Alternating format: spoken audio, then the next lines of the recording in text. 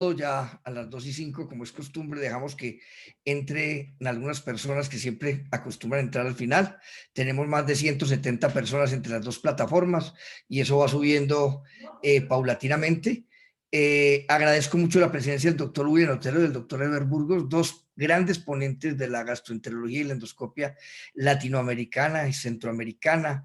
Mejor dicho, cuando planeábamos con el doctor William Otero este encuentro, eran dos posiciones antagónicas de dos grandes amigos, son grandes amigos, pero los padres nos van a exponer dos posiciones distintas en cuanto al diagnóstico de las lesiones sospechosas del tracto digestivo. Es para mí como presidente un honor tener a dos ponentes de esta clase, además de tener un moderador de la clase, el doctor Alberto Ángel Pinzón, mi compañero de vida, de trabajo, de camino, con el que hemos andado desde que estamos en Chile por allá en los años 90 aprendiendo de cáncer gástrico con el profesor Pedro Llorens, y que hemos trabajado toda la vida juntos y hemos elaborado junto con el doctor Mario Santa Coloma y otros gastroenterólogos de la zona un programa de gastroenterología clínico-quirúrgica pues que está posicionado en el país. Es para hacer un orgullo este simposio de calidad en endoscopia, repito. Organizarlo no fue difícil por la voluntad del doctor Otero, que fue el que planeó el título, las conferencias y todo el material que va acá. Esperamos que sea de todo su gusto y agrado. Ya estamos con 180 personas en el auditorio, de manera que paso al doctor Alberto Ángel como coordinador del evento, moderador del mismo. Muchas gracias, Alberto. Muchas gracias, doctor Otero. Muchas gracias, doctor Burgos. Adelante, Alberto. Bueno, muy buenas tardes a todos. Un saludo muy especial al doctor William Otero, al doctor Herbert Burgos, que nos acompañarán esta tarde con sus disertaciones. En ella nos van a mostrar las armas que tenemos como gastroenterólogos para poder diagnosticar el cáncer gástrico, ojalá en unas etapas lo más temprano posible, para no tener que seguir enfrentándonos como estamos hoy día, con cerca de un 80-85% de casos de cáncer gástrico, todos en fases avanzadas, a los cuales ya hay mucho más poco para ofrecerles y cuyas supervivencias son mucho más pequeñas. Estas dos formas de abordar el cáncer gástrico son, pues, uno con tecnología, otro con una metodología de biopsias ordenadas, organizadas, para poder detectar aquellas lesiones precursoras del cáncer. Antes de dar entonces paso a la primera conferencia, vamos a pasar una pauta publicitaria.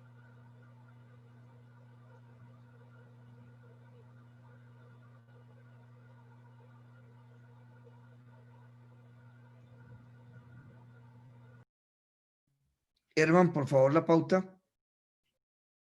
Un segundo.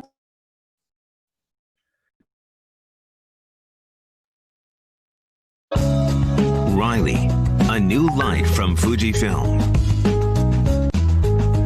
Cat Eye powered by Riley. This novel function is specifically designed for evolving Eluxio with two functions to support endoscopic diagnosis. The first is detection support, and the second is characterization support.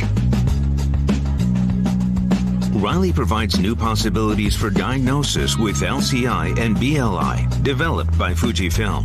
Fujifilm continuously evolves Riley to create new visions. Accelerate innovation. Cat Eye powered by Riley. Fujifilm.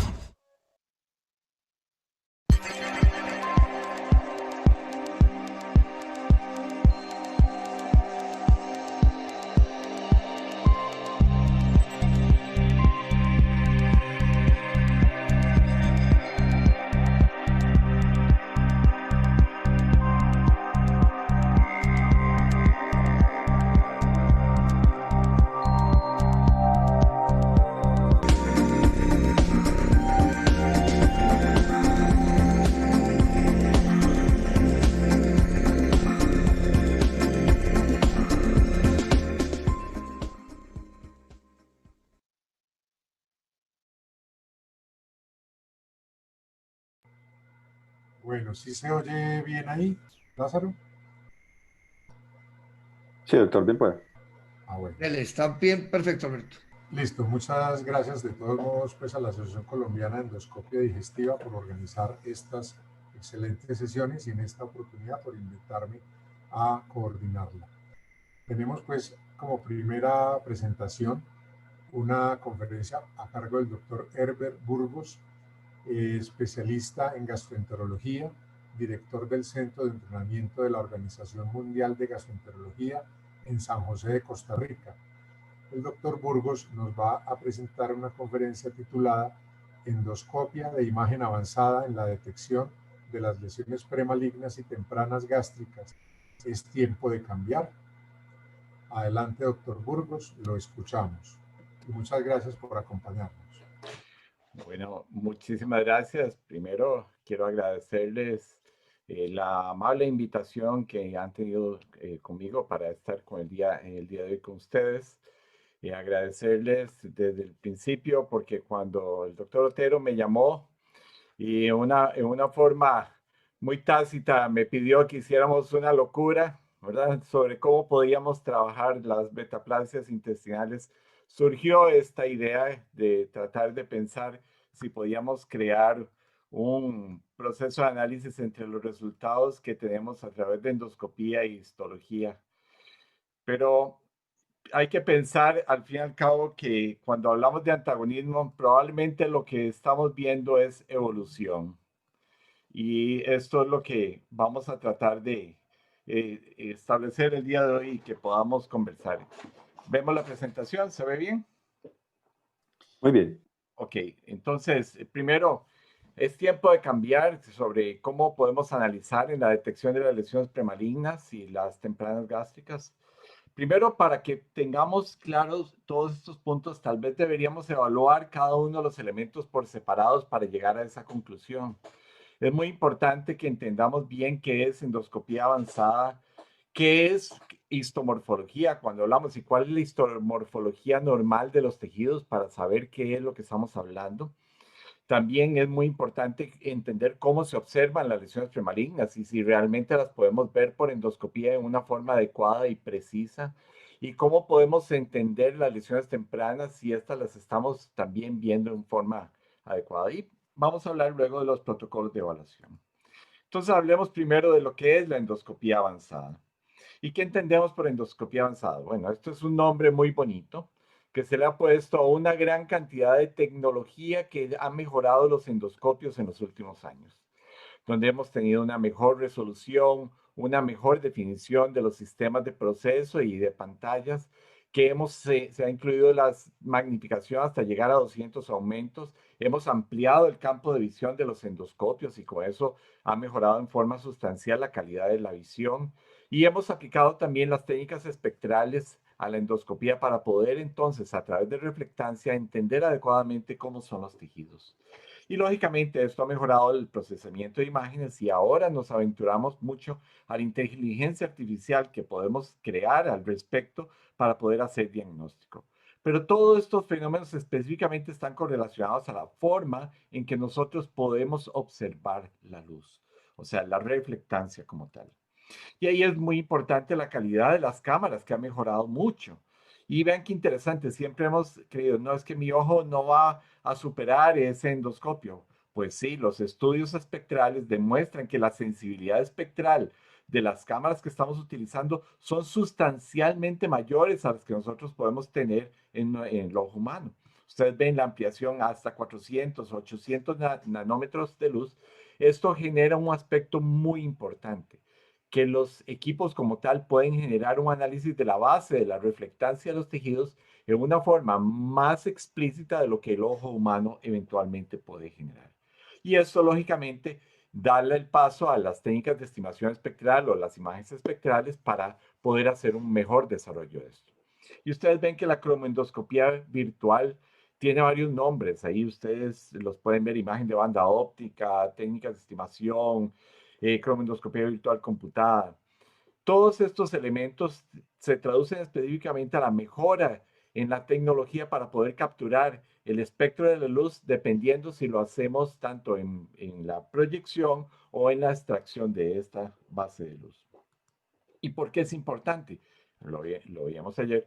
porque si aumentamos la resolución, si mejoramos la magnificación, tenemos alta definición y cromoendoscopía, lo que estamos haciendo es llegando a tener una discriminación de 5 a 7 micras. Significa que estamos en el terreno en el cual estamos observando los tejidos y estamos observando las características de la base glandular como tal.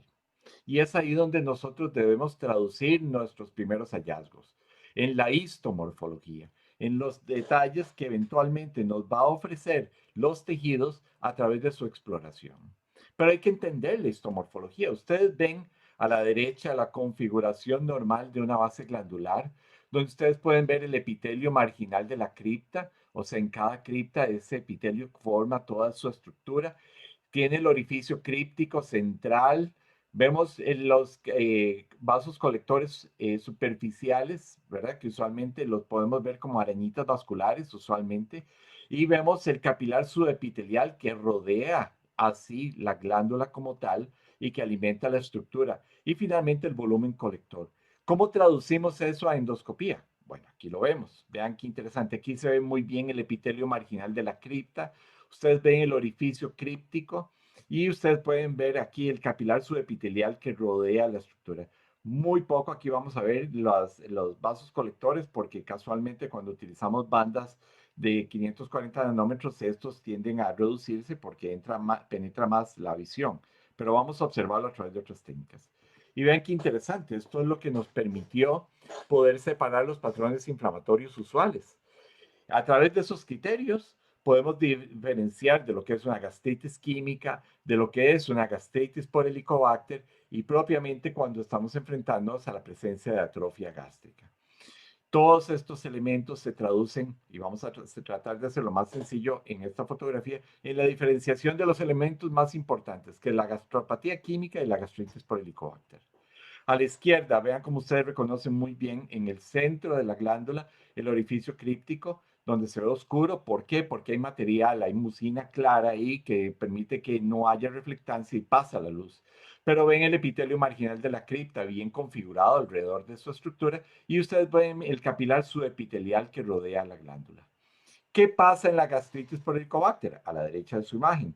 Ustedes observan que el orificio críptico desaparece, aparece como blanco y esto es porque hay material, ahí hay inflamación, hay exudado que genera entonces mayor reflectancia. Vemos que el capilar subepitelial se introduce en el epitelio marginal de la cripta, lo domina en la parte superficial y ustedes ven que se desestructura y hay separación de la base glandular. Entonces, vean qué interesante cómo a través de la endoscopía sí podemos diferenciar en una forma muy precisa la presencia o no del Helicobacter como tal. Y así, lógicamente, también diferenciar las bases atróficas. Entonces, teniendo claros los patrones usualmente inflamatorios que tenemos, es muy importante que vayamos a buscar las premalignas, porque si queremos decir que la endoscopía puede sustituir la histología, tenemos que reconocer la metaplasia y la atrofia. Y ahí es el punto clave donde nosotros vamos a centrarnos. ¿Cómo reconocer esas lesiones premalignas? La atrofia, la metaplasia intestinal, cómo reconocer adecuadamente las neoplasias intraepiteliales de alto y bajo grado y lógicamente las otras enfermedades eventuales que también pueden llevarnos a neoplasia como tal. Pero dentro de los fenómenos primordiales de displasia, metaplasia, atrofia y gastritis, ¿por qué es importante reconocerlos en forma independiente en la lucha cuando buscamos el cáncer? Porque cada uno de estos factores en forma independiente tiende a generar un riesgo de progresión importante hacia una lesión premaligna o la presencia de malignidad como tal. Entonces, esta es la gran ventaja que tenemos a través de esas técnicas. Y eso, en algunos de los consensos nos los ha aclarado. Ven qué interesante es el consenso Asia-Pacífico. Dice que en la endoscopía de imagen avanzada, en asocio a luz blanca, mejora la tasa de detección de los cambios mucosos premalignos, la atrofia, la metaplasia. Vean el nivel de certeza, el nivel de acuerdo que tienen la información. Y aquí es donde está la ventaja, porque la detección de la metaplasia intestinal a través de estas técnicas es significativamente mayor a lo que podemos lograr con luz blanca. Y también, lógicamente, reduce la pérdida de lesiones sincrónicas omisas. Vean qué interesante, de 2.3 versus 9.3 que se puede pasar con luz blanca. Pero ¿cómo lo reconocemos? Bueno, usualmente nos habíamos acostumbrado a utilizar técnicas como Kimura para clasificar atrofia, que es el primer elemento que vamos a ver. pero hay nuevas clasificaciones que nos permiten dividir de una forma sustancial la forma en que nosotros observamos la atrofia.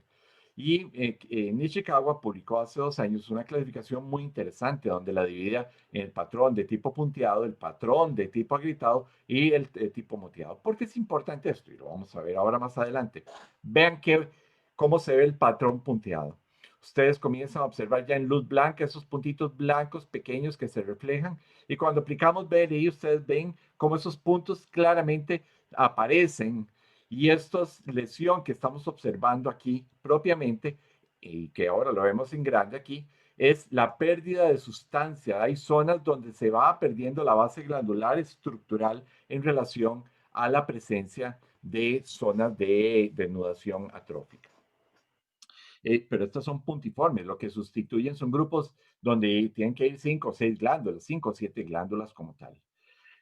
Este fenómeno evoluciona a los patrones de tipo agrietado, donde ustedes ven las líneas completas, blancas, que van traduciendo. Vean cómo se ve con BLI en forma sustancial esta estructura, donde este antro está lleno de este mismo patrón. Y cuando nos acercamos, lo que observamos, y esto es con LCI, ustedes ven los patrones agrietados, donde las bases atróficas tienden a conjuntarse en forma de líneas, donde no hay glándulas. Ustedes ven las glándulas centrales, lindas, preciosas, pero en estas zonas pierde el patrón glandular como tal. Entonces, este fenómeno puede evolucionar a los patrones de tipo moteado, donde ya comenzamos a observar que hay zonas de pérdida sustancial y comienza a aparecer la base metaplásica intercalada en cada uno de ellos. ¿Por qué es importante? Ven que este es un antro que podemos ver discretamente nodular. Vean cuando aplicamos LSI, cuando comienzan a aparecer esas zonas semivinosas y aplicamos entonces BLI y aparecen esas zonas blancas y en la intersección de ellas vemos las zonas de atrofia, moteado, de patrón clásico de avance. ¿Por qué es importante este fenómeno? Porque si este fenómeno está asociado al Helicobacter en cualquiera de los 3 elementos, tiene una evolución diferente en el proceso de erradicación. Si usted tiene un patrón de tipo punteado, usualmente este evoluciona en patrón de tipo agrietado y usualmente tiende a regresar. Pero si usted tiene patrones moteados combinados, evoluciona así la parte agrietada, la parte punteada. Pero la parte moteada usualmente va a reducir en menor cantidad. Y si está en una lesión muy extensa, lógicamente muy pocos de ellos van a devolverse. Esta es la clave esencial de por qué no entendíamos cuando el doctor Pelayo Correa nos decía que había regresión de las bases atróficas y metaplásicas en estómago y no lo veíamos. Bueno, es que depende de la severidad de la lesión como tal, así existe la capacidad de regresión en la historia. Entonces, teniendo claro que sí podemos ver adecuadamente la atrofia e identificarla en volumen, en características, es muy importante que comencemos a reconocer la metaplasia como tal. La metaplasia, completa o incompleta, son fenómenos histológicos, o sea, lo que estamos viendo son cambios estructurales, como en este caso que ustedes observan, ese patrón vellocitario clásico de la metaplasia incompleta, donde ustedes ven pocas células caliciformes y una estructura glandular muy temprana, muy irregular. ¿Cómo traducimos esta lesión a un fenómeno endoscópico? Bueno, veamos esta lesión. Aquí casualmente ustedes ven una lesión semideprimida y un borde discretamente elevado, que cuando lo estudiamos en la parte inferior y superior, ustedes ven esas mismas espículas. ¿Qué es lo que estamos viendo? Vean ustedes este detalle aquí, donde están las vellosidades, la base vellocitaria de la metaplasia como tal. Es esta estructura, la metaplasia tipo incompleta. Y lo que estamos haciendo es acomodando la estructura. Vean la base vellocitaria como se puede observar y comparar histomorfológicamente para poderla entender. Ahora, esto lo podemos ver con las nuevas técnicas. Aquí vemos otro caso donde ustedes ven en los márgenes de lesión esas espículas clásicas, esa base espicular que corresponde a la metaplasia de tipo incompleta. Ahora, esta misma estructura la tenemos que diferenciar de la metaplasia completa. Esa estructura organizada, ya bien establecida, donde la glándula tiene que concatenarse, a unirse más, genera más reflectancia. Entonces, si genera más reflectancia, se ve más blanca, tiene más células caliciformes, entonces va a brillar más en su estructura, va a tener más cresta azul, que eso lo vamos a ver más adelante. Y vean aquí estos parches, como cuando aplicamos BLI rápidamente brilla intensamente. Y si nos acercamos, nos vamos a dar cuenta que vamos a comenzar a ver un fenómeno que fue descrito hace mucho tiempo, que es la cresta azul, que es la presencia de esa coloración blanca azulácea sobre el mismo margen de la estructura glandular, y que con las técnicas de imagen espectral, la sensibilidad y especificidad, como ustedes pueden ver, es sumamente alta. Y es esta estructura que estamos viendo acá. Vean acá, este es un foco de metaplasia tipo completo. Ustedes ven la glándula alargada y ustedes ven esa zona blanquecina superior, blanquecina azulácea, que corresponde a la cresta azul. Y con esto podemos señalar claramente la presencia de una metaplasia de tipo completo. Entonces, no solo podemos diferenciar la metaplasia, también podemos decir si es una metaplasia incompleta o completa como tal. Ahora, es muy importante que cuando estudiamos estas metaplasias comienzan a aparecer fenómenos que ya no trasciendan a la estructura metaplásica. Y es cuando vemos esos parches grandes de metaplasia, en el lado derecho ustedes ven aquí una estructura de base metaplásica, y cuando le aplicamos imagen espectral, ustedes ven que la que está al lado izquierdo es un poco diferente, donde ustedes ven un vaso superior.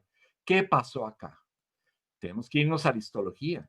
Cuando las estructuras displásicas crecen, hacen pulsión de la estructura vascular sobre la superficie. Y eso hace entonces que en la estructura metaplásica glandular, donde hay displasia, tengamos usualmente la presencia de vasos que cruzan el lomo superior. Y eso es lo que usualmente podemos observar en estas estructuras. Este es un fenómeno que es observable tanto con nuevas técnicas espectrales como las técnicas de FAIS, como lo estamos viendo en este caso. Es este tipo de fenómeno donde el vaso superior nos anuncia claramente la presencia en esta metaplasia de displasia, de una neoplasia epitelial, intraepitelial de bajo grado, o sea, una displasia de bajo grado. ¿Cómo lo vemos con las nuevas técnicas? Vean, aquí hay muchos focos de metaplasia. Ustedes la reconocen ahora muy fácil. Esa es metaplasia espicular clásica, metaplasia incompleta. Pero ustedes ven aquí unos focos un poco más oscuros, más densos. Esto nos anuncia que hay un aumento de la base vascular de esa misma estructura como tal. Y entonces, cuando nos acercamos, vamos a observar el fenómeno. Aquí vemos la metaplasia incompleta. En el centro ustedes ven una base metaplásica regenerativa, pero muy regular.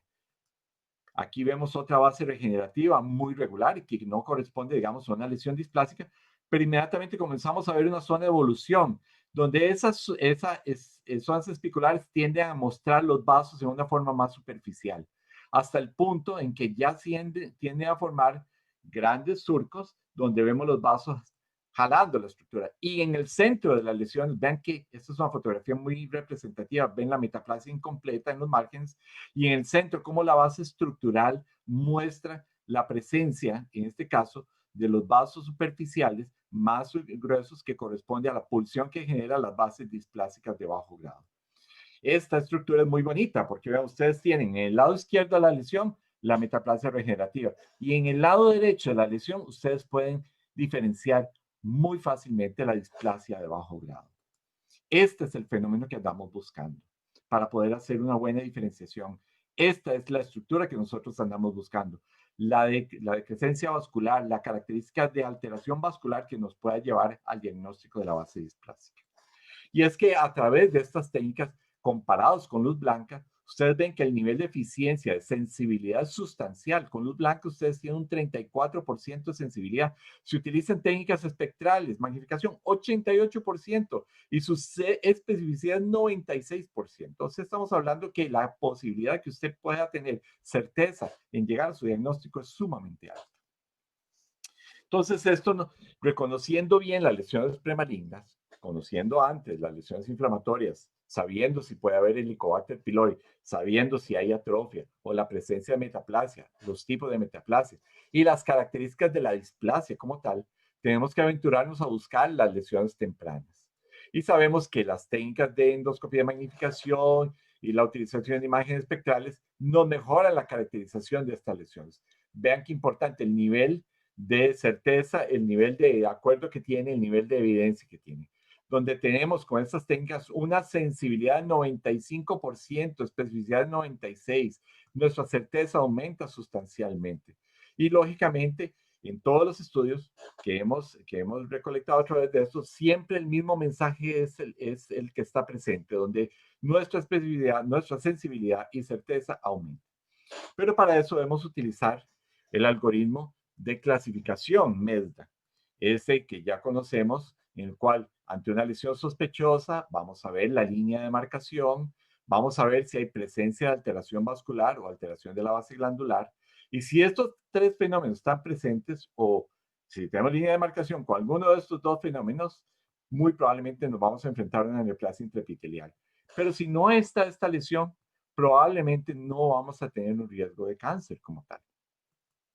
Y eso es lo que nos ayuda el algoritmo MESDA. Ven qué interesante. En la observación de los vasos, si ustedes ven que los vasos son regulares, que están alrededor de la glándula, ustedes ya ahora reconocen muy fácilmente las glándulas, ven el capilar subepitelial que rodea la glándula que se ve perfecto. Pero ¿qué pasa en la foto del centro? Ustedes ven que los vasos son totalmente irregulares, algunos más gruesos, otros desaparecen, otros se vuelven muy filiformes y que usualmente marcan una zona específica. O a veces pasa como en la tercera fotografía donde ustedes ven que no están los vasos y más bien todo es sustituido por un material blanquecino, lipídico, que corresponde a la pulsión linfática que se produce en estas estructuras y que está relacionado entonces a la presencia de infiltración de la base subepitelial. Ahora, las estructuras glandulares también se pueden alterar. Ustedes ven la zona regular en la parte inferior izquierda y en el centro ustedes ven donde la glándula es totalmente irregular. Ustedes ven esas grandes zonas de digitación en la cual no se parece a la glándula que la originó. Esto no es estructura glandular gástrica. O bien podemos ver que desaparezca totalmente. Y esto lógicamente nos hace la indicación clara de poder encontrarnos ante la presencia de una neoplasia. Entonces, muy importante porque sabemos que en la utilización de estas técnicas espectrales contra luz blanca, la capacidad de poder discriminar esa lesión es sustancialmente mayor. Entonces, vean qué interesante, en lo que es entre luz blanca y entre lo que es espectrales y luz blanca, de 92 contra 61. Y lógicamente, esto nos debe indicar que esta es una herramienta muy importante también en la evaluación de la neoplasia como tal. Y es así como encontramos una lesión en la cual vemos una alteración de la base glandular, que cuando aplicamos una imagen espectral podemos detallar adecuadamente su línea de marcación, que cuando nos acercamos, entonces podemos ver que la estructura glandular cambia sustancialmente. Ustedes pueden observar que la base glandular estructural es totalmente irregular en este caso, y donde la estructura vascular también muestra datos de alteración en su simetría y además de eso en el grosor de los vasos. Y así podemos detallar bien la línea de marcación y de la base estructural general para poder establecer el diagnóstico de una neoplasia intramucosa. Vean ustedes la línea de marcación, la línea de vida, donde está definida nuestro éxito cuando vayamos a hacer terapia. Y lógicamente, a través de estas técnicas, vamos a mejorar entonces vamos a reducir en forma sustancial nuestra tasa de pérdida de lesiones. Y esto es un estudio muy interesante y un reciente que me gustó mucho, en una comparación de luz blanca con LSI, donde ustedes ven que compara expertos y no expertos. Y vean la tasa de pérdida con luz blanca en un experto, 54.4, 75 en no experimentado. Pero si usamos imagen espectral, lo bajamos prácticamente a la mitad. Vean qué importante el siguiente renglón. Si las lesiones son menores de 10 milímetros, prácticamente disminuimos a la mitad la tasa de pérdida. Y lógicamente en la morfología nos van a importar las lesiones planas o deprimidas. Las lesiones elevadas las vamos a ver, pero las lesiones planas y deprimidas son las que nos confunden. Vean cómo ustedes pueden bajar a la mitad su tasa de pérdida a través de este tipo de técnicas. Y esto lo ha demostrado en forma sustancial todas las técnicas espectrales. Vean ustedes aquí luz blanca contra magnificación y NBI, o lo que es la utilización de luz blanca contra magnificación BLI, un nivel de sensibilidad de 46, un nivel de sensibilidad de 93 con BLI. Vean la certeza 71 con luz blanca, 92 con BLI. Y muy importante, la utilización de esta combinación nos produce una reducción importante en los falsos positivos, en aquellos que nos confunden, que creemos que son lesiones neoplásicas y no lo son. Pero muy importante, consolida los verdaderos positivos dentro del grupo. Y como les decía, ecualiza los efectos entre la gente que tiene menos experiencia y más experiencia para el reconocimiento tanto de lo que es la línea de marcación, las alteraciones de tipo glandular y las alteraciones de tipo vascular como tal. Por eso es que el consenso actual de Japón, que ha salido este año, nos dice que la utilización de la imagen de endoscopía avanzada es muy útil para poder diferenciar adecuadamente y describir las características cualitativas de las lesiones. Y volvemos al punto que nos ayuda de una forma muy importante a generar, ¿verdad? Por así decirlo, una ecualización entre los experimentados y no experimentados. O sea, logra subir rápidamente el nivel para crear un buen producto en el proceso diagnóstico. Ahí es donde tiene el poder, y eso es lo que reportan la mayoría de las guías, donde mejora el diagnóstico y la base de extensión. Y lógicamente, ¿esto qué genera? La capacidad de que usted, cuando vaya a tomar una biopsia, sea una biopsia más dirigida, más certera, más efectiva, y así tener un buen resultado. Y esto también está incluido dentro del consenso Asia-Pacífico, donde ha demostrado que en los estudios de cohorte, la utilización de estas técnicas reduce el número de biopsias requeridas para la detección de cáncer gástrico temprano. Lógicamente, esto es la proyección a la neoplasia, pero esto se proyecta también al descubrimiento o a la observación de las bases atróficas y metaplásicas como tal. Entonces, surge la pregunta, bueno, entonces, ¿podríamos nosotros generar un protocolo de evaluación a través de endoscopía? Bueno, inicialmente se establecieron los protocolos como el protocolo de Kioto para poder definir lesiones inflamatorias primariamente y se extendió lo que eran las lesiones de carácter metaplásico. Pero ya hace algunos años se ha propuesto un score, una técnica que es la correlación a través de endoscopía para la clasificación de las lesiones metaplásicas en su extensión y en su distribución. Y vean que es un score que es fácil, es sencillo. Ustedes pueden verlo aquí, es una evaluación del antro, la incisura y el cuerpo. En el antro hacia la curvatura menor y mayor, al igual que en el cuerpo menor y mayor. Y le damos un score, muy sencillo. Si no hay metaplasia que estemos observando a través de las técnicas, no nos preocupamos. Si hay menos del 30% de distribución en curvatura menor, mayor, incisura, en cuerpo, en las dos zonas, le vamos a dar un punto por la distribución en cada una de estas lesiones. Si hay más del 30%, ¿verdad? Eso le va a dar 2 puntos. Y vean qué importante en cada uno de los elementos. Entonces hace muy fácil la traslación del proceso en el análisis como tal. Y con esto podemos generar un score que nos va a permitir entonces describir la extensión a nivel de antro, la extensión a nivel de incisura y a nivel de cuerpo.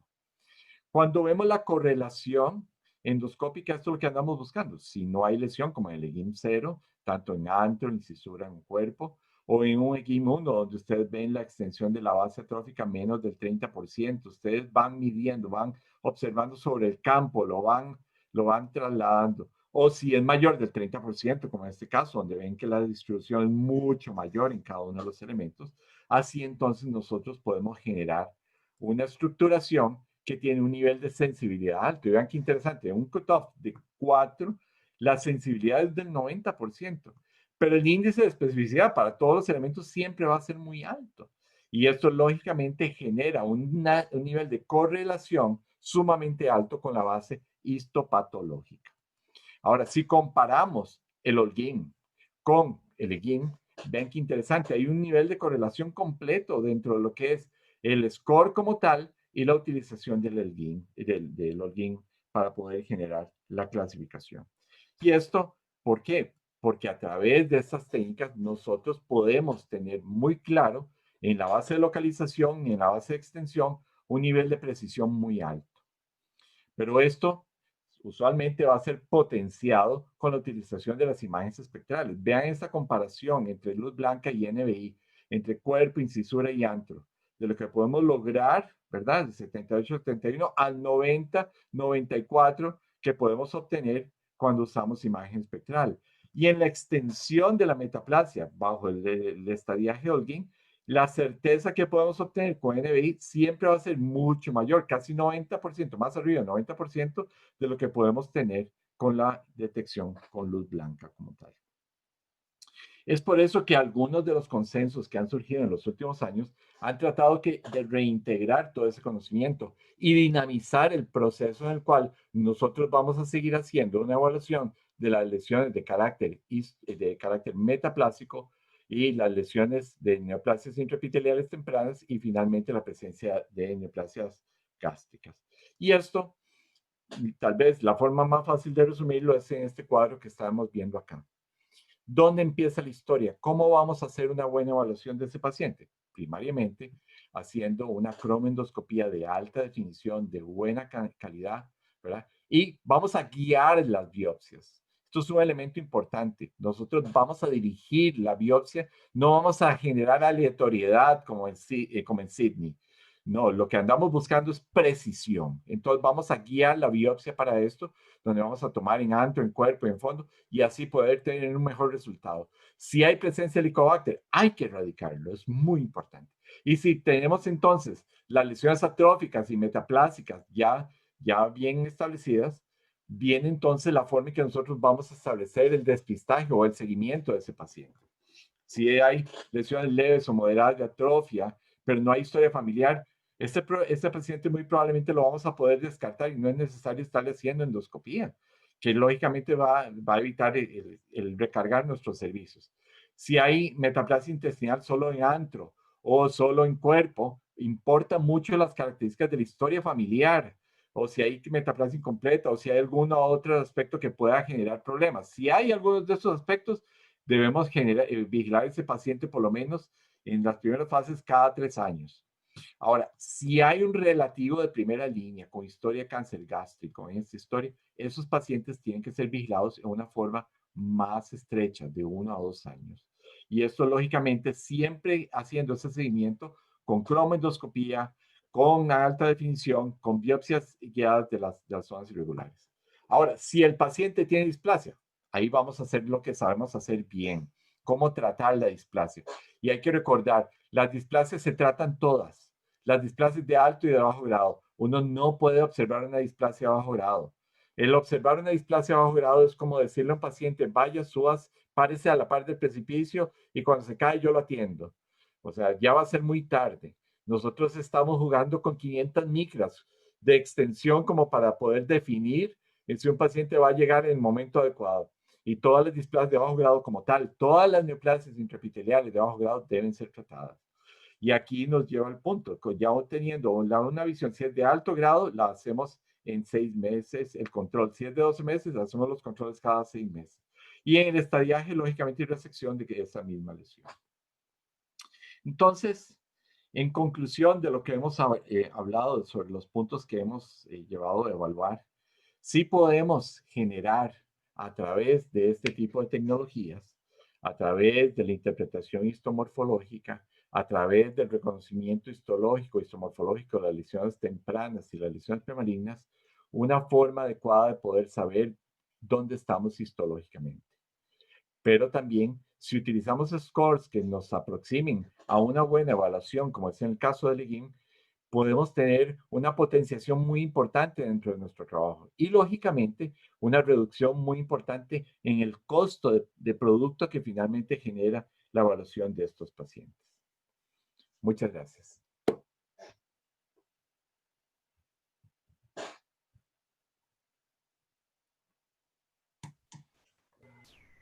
Doctor Burgos, excelente su charla y su conferencia, lo felicito. Yo creo que ya sigue Alberto Ángel, que pensé que se había desconectado, pero ya lo veo ahí. Muchas gracias, doctor. Excelente la conferencia. Lo que pasa es que se me demoró en activárseme el audio. Tenemos que educar el ojo, ¿no? Claro. El ojo hay que educarlo ante todas estas lesiones. Es una excelente presentación. Son lesiones muy detalladas, muy minuciosas. Hay que buscarlas, como siempre se ha dicho. El cáncer gástrico temprano hay que buscarlo. No podemos esperar que él se nos aparezca así como a comérsenos. Ese se nos aparece cuando ya es un avanzado muy grande. Y estas técnicas y pues equipos de últimas generaciones, una gran herramienta. Ojalá todos pudiéramos tener equipos de este estilo. Hay que hacer el esfuerzo para adquirirlos porque realmente mejoran mucho la apreciación.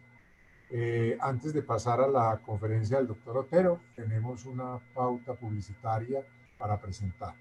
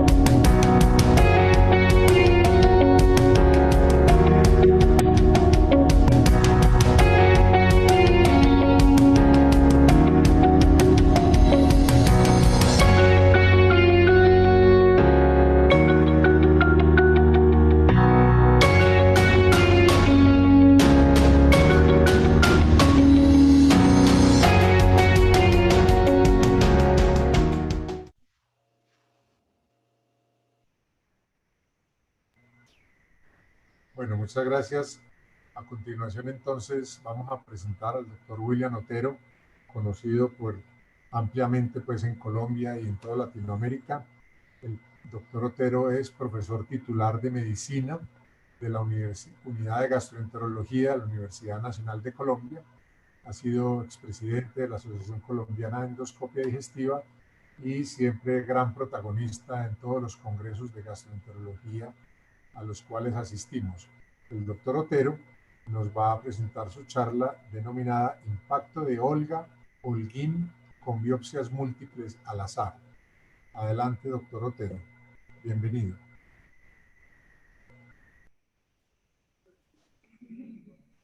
Mil gracias, muchas gracias. Quiero preguntar, ¿se me está escuchando? Perfecto, doctor Otero. Y antes de que empiece, le quiero contar que el doctor Burgos, ustedes están con 280 personas de auditorio entre la plataforma Zoom y la de YouTube, de manera que tenemos una asistencia espectacular. Doctor Burgos es muy taquillero, muy taquillero. Ambos. Para mí es un placer. Lázaro, muchas gracias por esta invitación. Me siento honrado. Después de escuchar la conferencia del doctor Burgos, estoy anonadado. Doctor Burgos, lo felicito. Siempre lo he admirado. Usted es un hombre espectacular. Usted es el apunte, el iceberg de este continente. Qué bueno que usted vaya a Asia un día. Me encanta mucho su charla. He aprendido muchísimo. Para mí es un placer entonces compartir con el doctor Burgos, un hombre que dirige un centro mundialmente conocido y avalado por la Organización Mundial de Gastroenterología. A la Asociación Colombiana de Endoscopia Digestiva, mil gracias, mil gracias.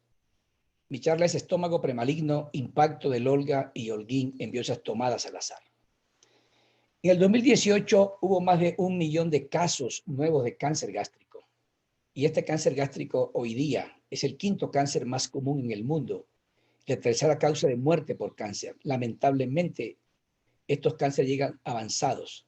El médico aún no tiene la destreza para identificarlos precozmente y las lesiones precursoras de cáncer no son adecuadamente evaluadas en muchos sitios del mundo. El estándar básico hoy para enfocar la gastritis crónica es básicamente este. Hay que estratificar el riesgo para cáncer gástrico.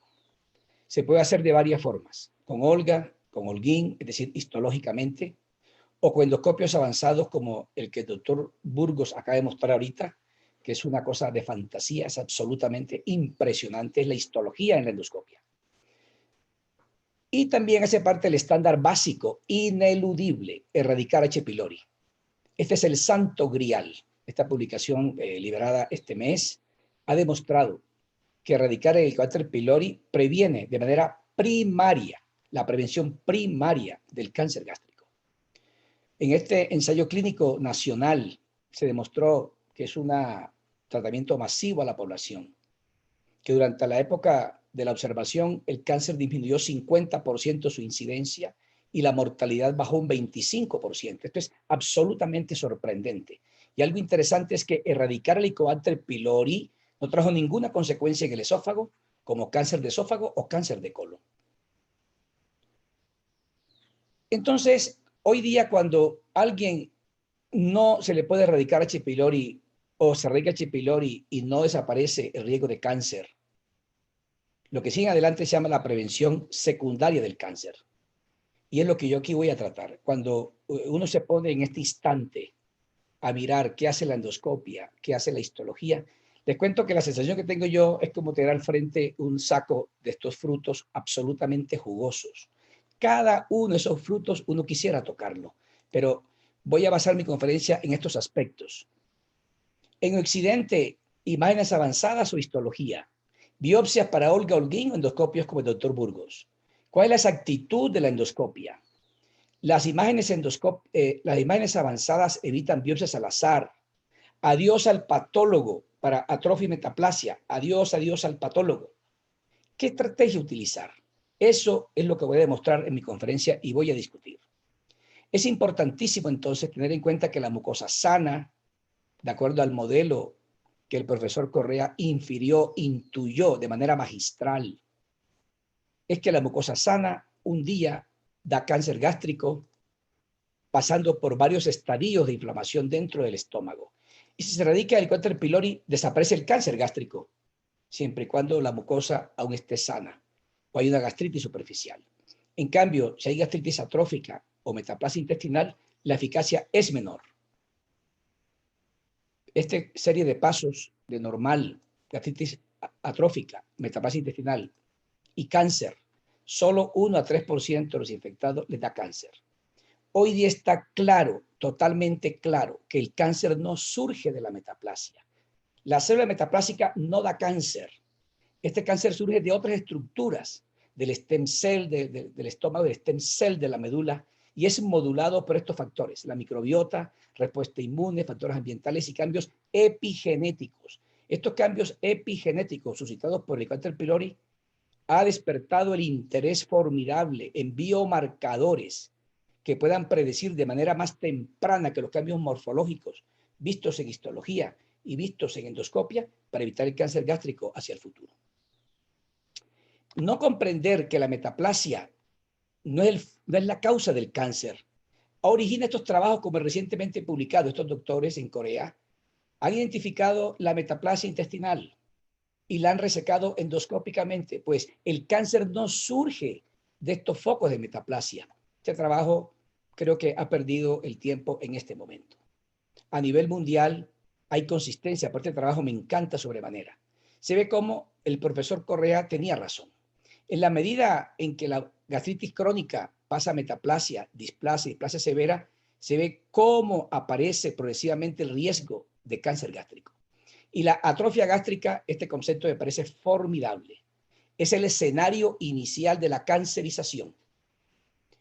Entonces, la importancia de identificar las condiciones precursoras de cáncer gástrico es que se pueda vigilar a largo plazo al individuo para detectar tempranamente un cáncer incipiente y de esa manera ofrecer un tratamiento endoscópico. En ese instante, consistentemente, la sobrevida a 5 años es más del 90%.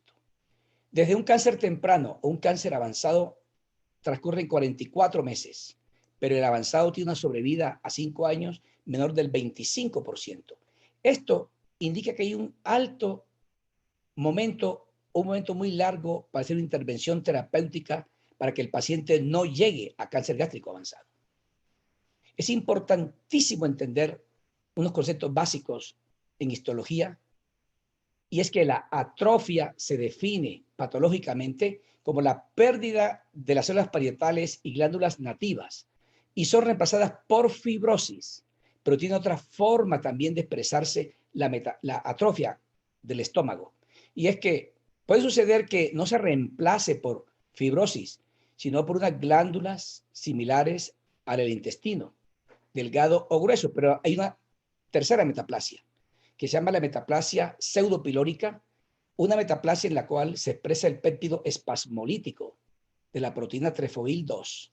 Significa que la mucosa del antro migra, del antro migra hacia el cuerpo y aparece una metaplasia pseudopilórica. Esa aún no se ha estudiado correctamente. La importancia de saber que la atrofia tiene 2 expresiones morfológicas, como es fibrosis y metaplasia intestinal, indica básicamente lo siguiente: todo lo que está aquí señalizado en rojo es atrofia gástrica. Y la metaplasia es este pequeño foco que está aquí, que se detecta por el Holguín. El Olga detecta toda esta atrofia, y los foquitos de metaplasia intestinal que se identifican por el Holguín, lógicamente, identificarlos tendrán menor sensibilidad que toda la atrofia. Uno puede decir básicamente en este instante que el Olga podrá ser, yéndole mal, similar al Holguín, pero nunca podrá ser inferior porque testea la atrofia de una manera más importante. El cambio en el concepto, en la conceptualización del problema está aquí. En el 90 Sydney en Sydney se reunieron para un congreso y un congreso adicional específicamente para demostrar que las biopsias de la incisura son fundamentales, porque si no se incluye la incisura, va a haber problemas para calificar bien, adecuadamente el riesgo de cáncer. Pero no obstante que ya incluyó biopsia de la incisura, esta clasificación no informa sobre el fenotipo ni el riesgo de cáncer, y es por eso que ha surgido el Olga y el Holguín en la gastroenterología en la última década. La biopsia de la incisura es fundamental. Aquí se ve como una biopsia de la incisura angularis tiene mayor probabilidad de encontrar atrofia en puntaje global, metaplasia, inflamación crónica, inflamación aguda. Es decir, la biopsia de la incisura es fundamental. Si la biopsia de la incisura, el Olga subclasifica el 30% de las gastritis severas riesgosas para cáncer.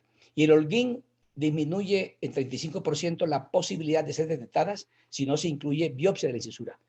Y el mapeo en Sydney, de acuerdo a este protocolo, son 5 biopsias, 2 del cuerpo, en la curva mayor a 8 centímetros del cardias, en la curva menor a 4 centímetros de la incisura, y 2 biopsias de la curva mayor y curva menor del antro gástrico a 2 a 4 centímetros del píloro. Esta es la forma en que se evalúa histológicamente, se toman las muestras para ser evaluado histológicamente el individuo. Y los frascos se envían por separado, el cuerpo en un frasco, la incisura y el del antro en un frasco para evitar costos. 2 frascos son necesarios, pero en trabajo de investigación como los que nosotros hacemos a diario, enviamos la incisura en un frasco aparte. Simultáneamente con esta cantidad de biopsias se identifica la presencia de Helicobacter pylori. Y está claro, doctor Burgos lo ha dicho, yo estoy ratificándolo, H. pylori encontrado es H. pylori erradicado. Con base en lo anterior se puede estadificar el Olga. Y esto sería básicamente lo que se busca hoy día con estas biopsias tomadas al azar. Y es que el Helicobacter pylori encontrado es erradicado. Si el Olga da 0 a 1, el paciente se puede observar. Si da Olga 2, no se sabe qué hacer todavía. Si endoscopia de control u observarlo. Olga 3 y 4 hay que vigilarlo. Vigilarlo es hacer una segunda endoscopia que varía de acuerdo al sitio y de acuerdo a las recomendaciones por expertos. Kioto no dice cuánto, Italia cada 3 años, después de encontrar Olga 3 y 4, Chile cada año, China cada año, Colombia aún no sabemos, Pacífico Asiático con endoscopia cada 3 años. Y el riesgo de cáncer Olga 3, 4 versus 2 a 0 es 27 veces. Esto implica vigilar estrechamente a estos individuos. La importancia de tomar correctamente las biopsias está demostrada aquí. Biopsias de cuerpo en curva mayor, curva menor, antro, curva mayor, curva menor, incisura. Esta es el Olga de alto riesgo, cómo se puede identificar si existe.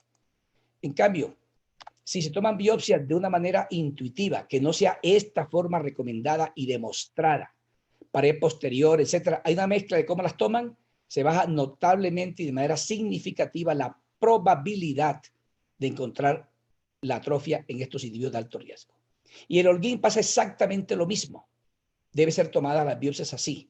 Y cuando se compara Holguín o el Olga con base en este muestreo, el Olga tiene una superioridad de más sensibilidad porque la atrofia obviamente es más amplia que la metaplasia intestinal.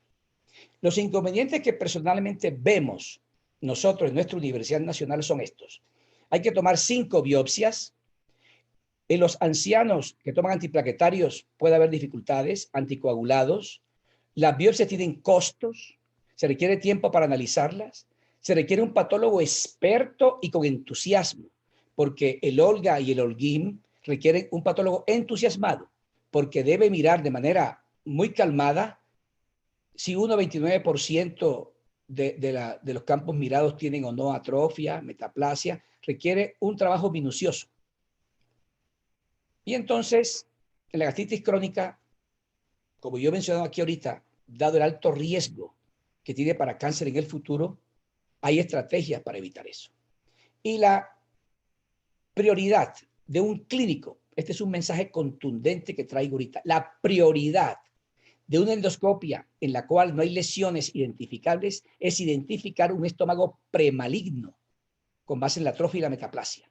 Y los médicos pueden elegir si lo identifican con biopsias múltiples, que es lo que yo aquí voy a discutir esta tarde, o con un gastropanel, aún no está establecido en cada país cómo habrá que validarlo, con los endoscopios avanzados que el doctor Burgo magistralmente ha mostrado aquí hoy, o con biomarcadores que anteceden a todo lo anterior.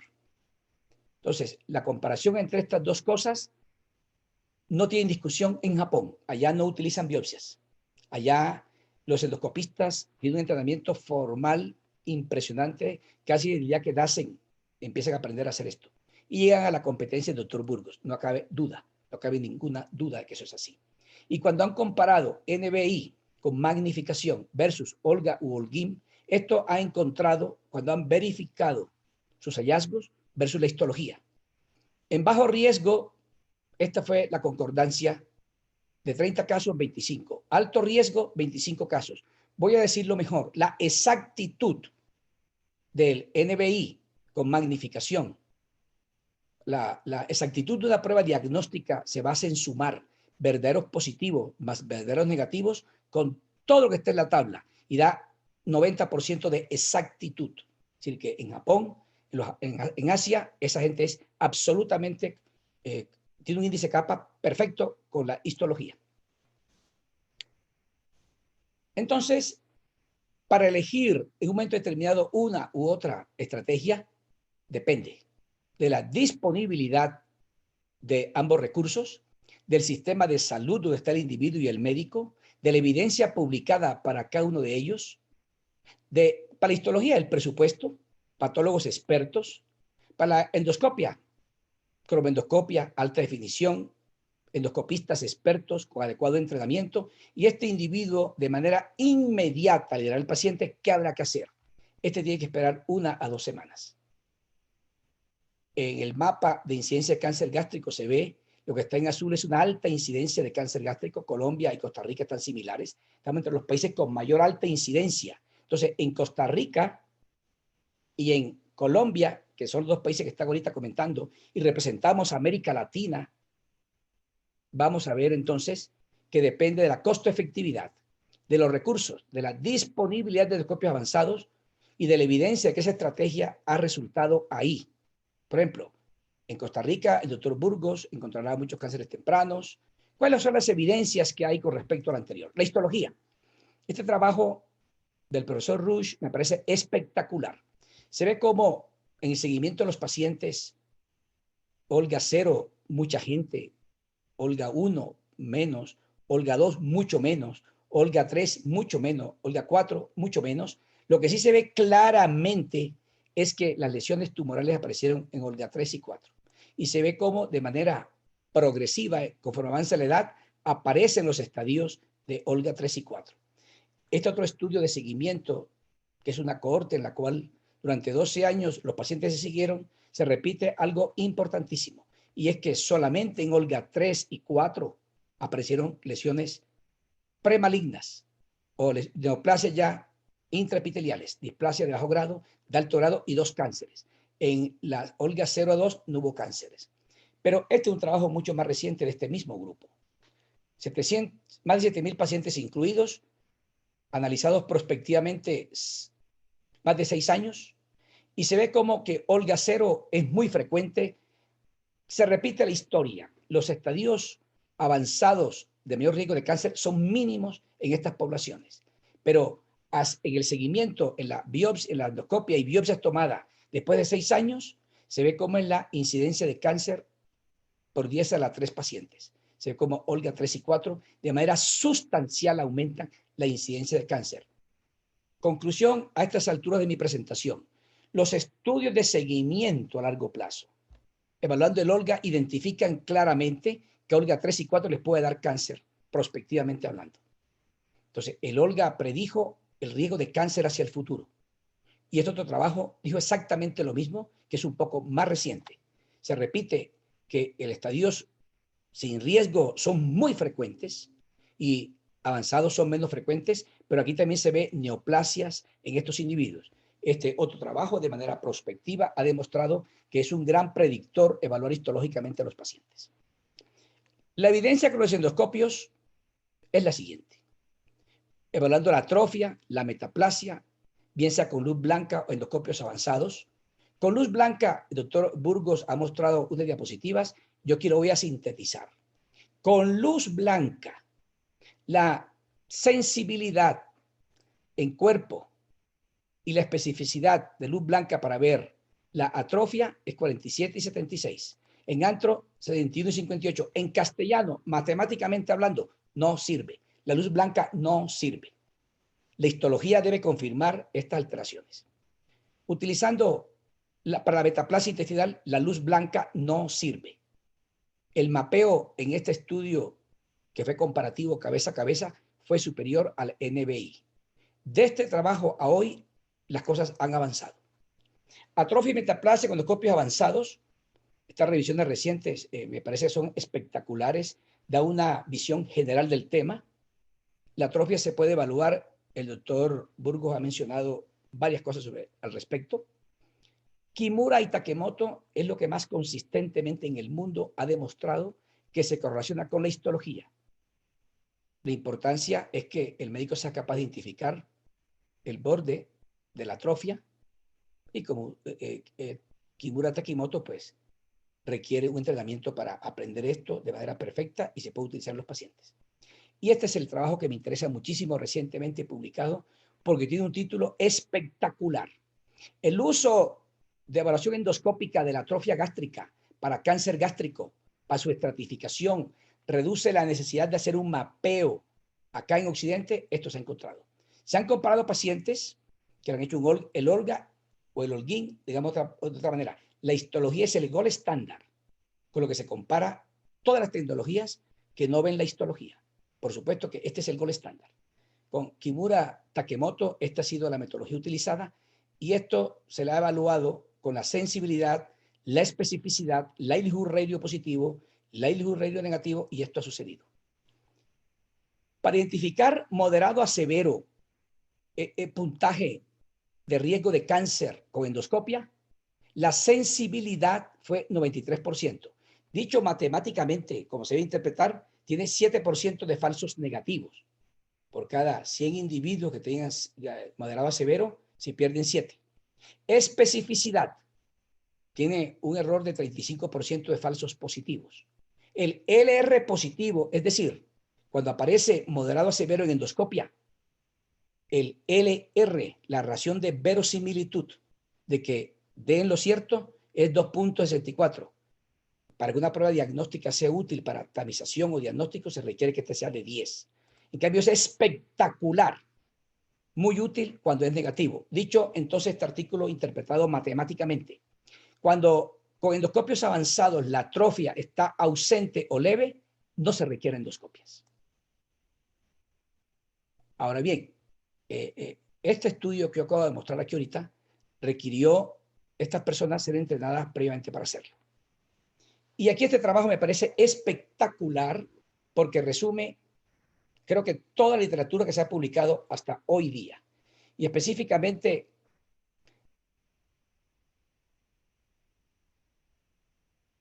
Pedro Pimentel Núñez, que es el que dirige la guía europea de evaluación y seguimiento de lesiones precursoras de cáncer, es un trabajo absolutamente impresionante.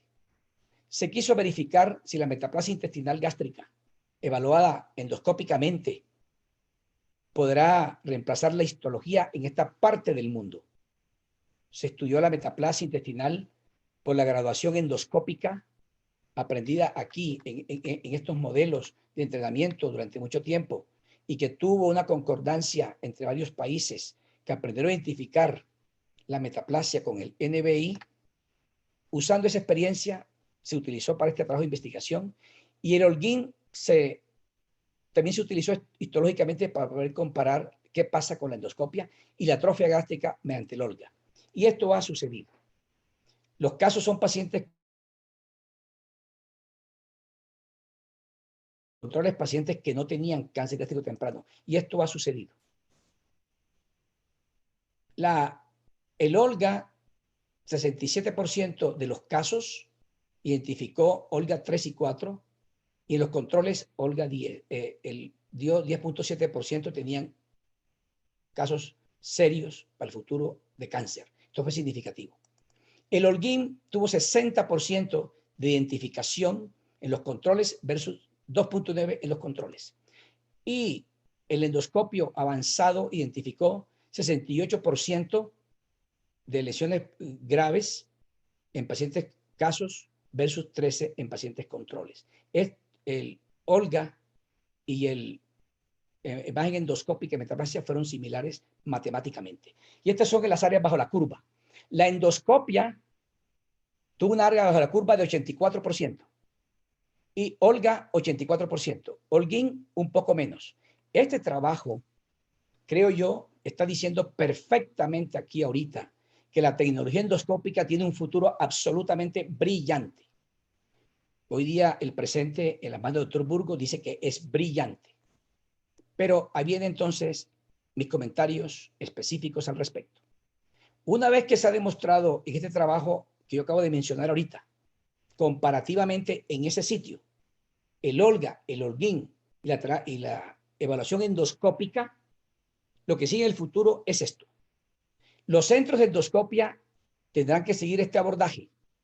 Tendrán que validarse estos resultados en estudios de cohorte que sean multicéntricos e internacionales. Y después de eso habrá que implementarlo.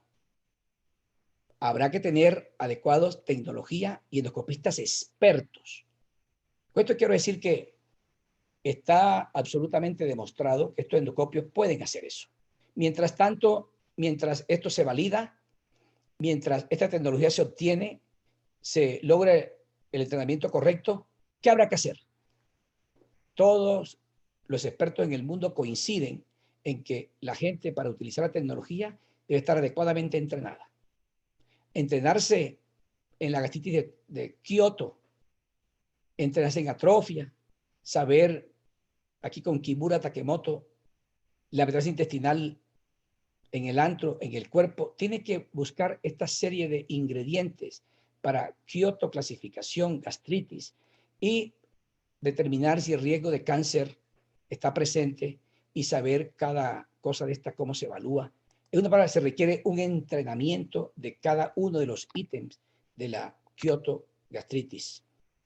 Y así entonces tendrá que familiarizarse con la metaplasia, el eritema difuso en forma de mapa, pliegues engrosados, grandes, nodularidad, eritema difuso, que las vénulas de recolección tengan esta disposición correcta. Y en ese orden de ideas, entonces, podrá utilizar diferentes tecnologías para lograr la atrofia. El doctor Burgos utiliza LSI, utiliza BLI, otra gente utiliza MBA para ver la atrofia y metaplasia.